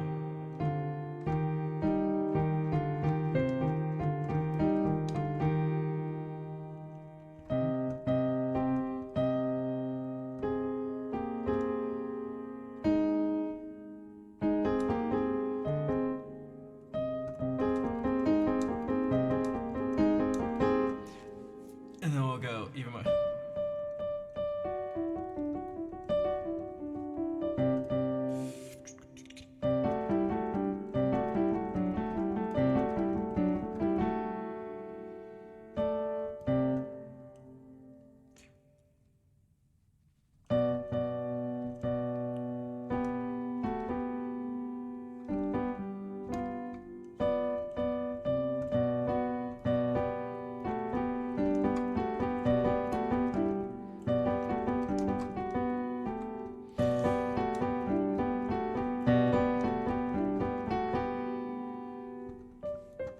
Okay.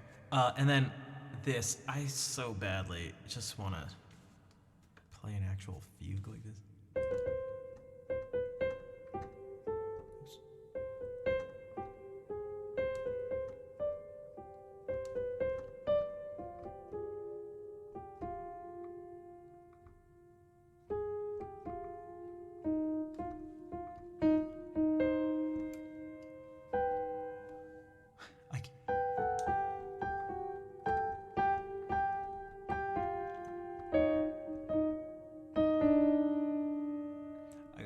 Whoops. I'm so bad. So if I were to really do this, I have to go like.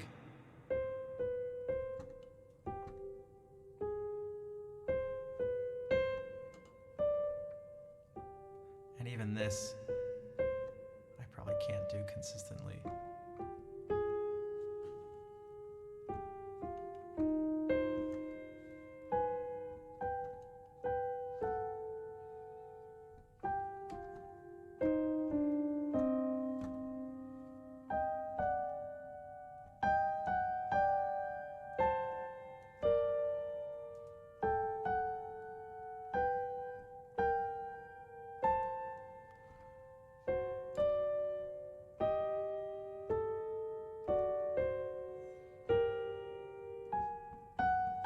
No, what?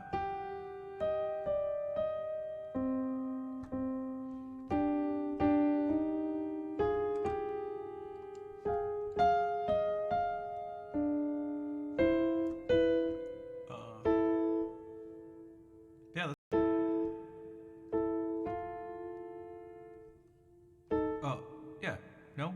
Yeah. No.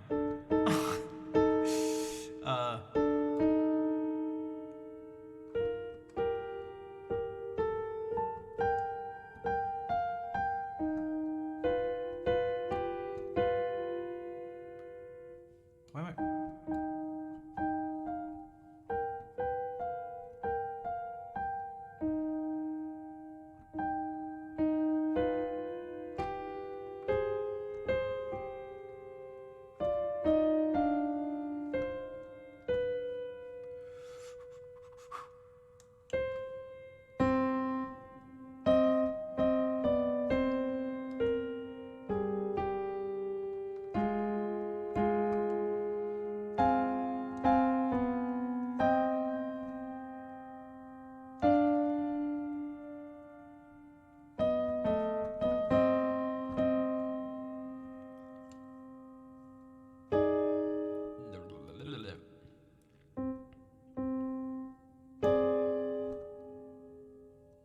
I guess it.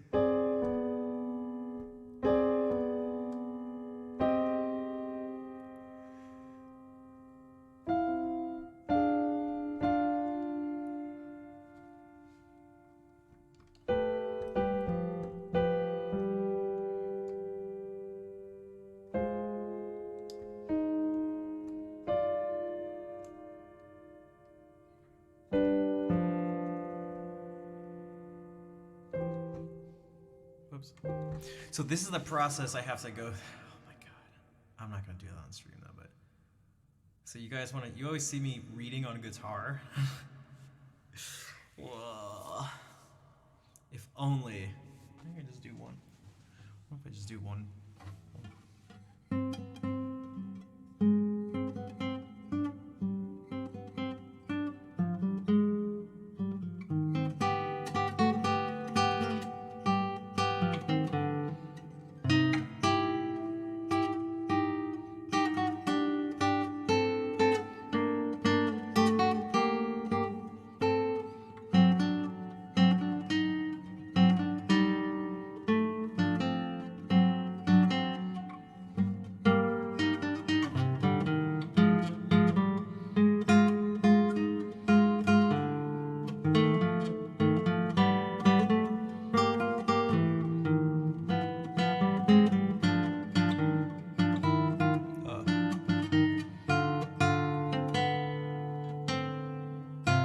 What if I read in the bass clef now?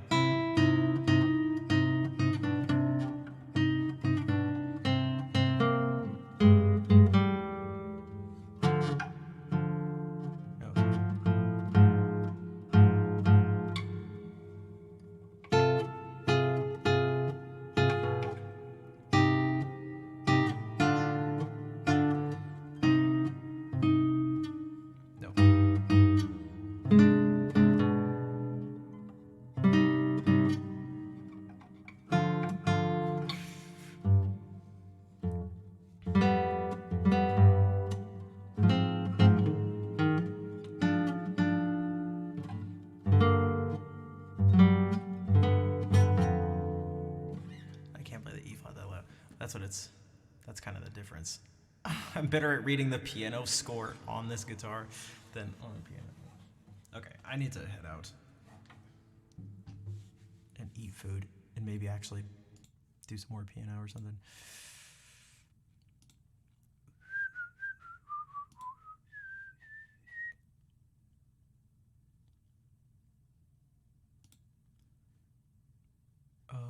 Okay. Yeah, because I've been going for exactly 5 hours. Almost exactly. Which is not what exactly is, but whatever.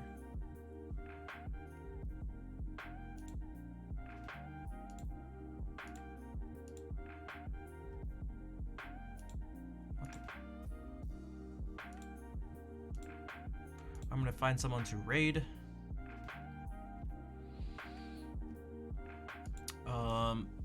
Yeah, I'll be back Wednesday, 6 p.m.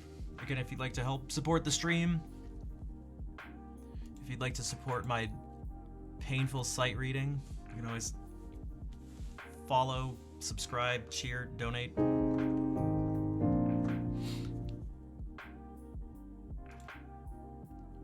Let's see here. Let us see here. Food to raid. Good night, everybody. Well, we're gonna fight. You can come along with the raid with us. What?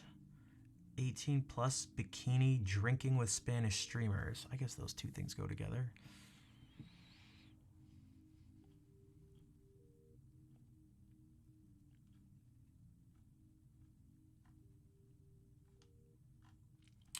Let's see.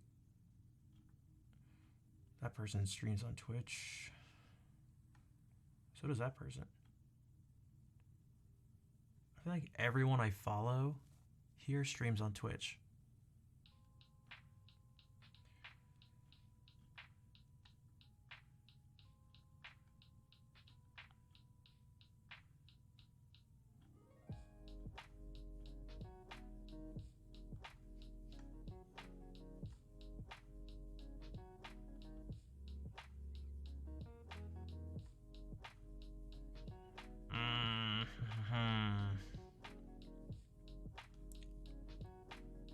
to raid. What's that? Just pick someone? I guess you're right.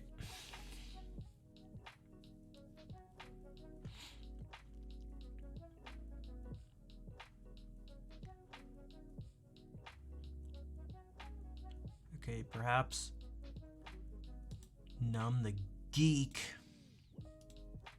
aka Kevin, who's fiddling right now. Oh my god, Twitch. Dude, what the hell was that? I went to slide up the thing and it just paused, and then all of a sudden, like, it just froze and it just jumped up super loud. Jesus Christ. What the? Okay, that changes what I was trying to do. What the hell? Shit. Oh, looks like he's raising money for charity, too? Children's Hospital of Philadelphia Foundation. We'll have to ask about that. Jesus, that scared me. Okay, copy these raid calls. Do it now.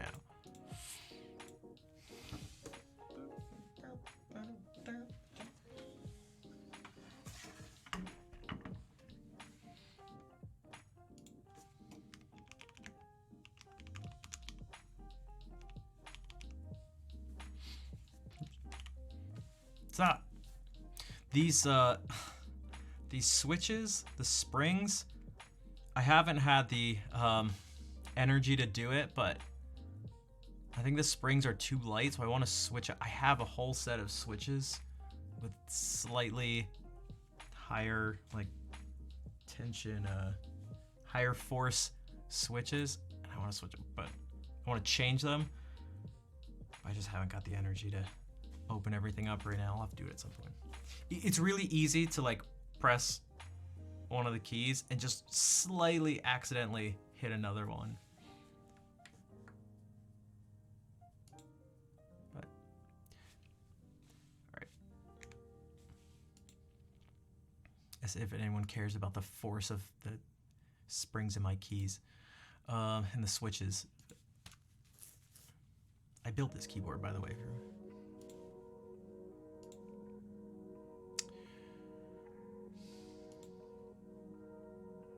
Although we're on Twitch, there's probably, I mean, there, you know what? All right. Thank you, everyone, for hanging out, for chatting, lurking, rating, subbing, donating, cheering, moderating, fair, and just hanging out. Let's go say hey to Kevin. I will see you later.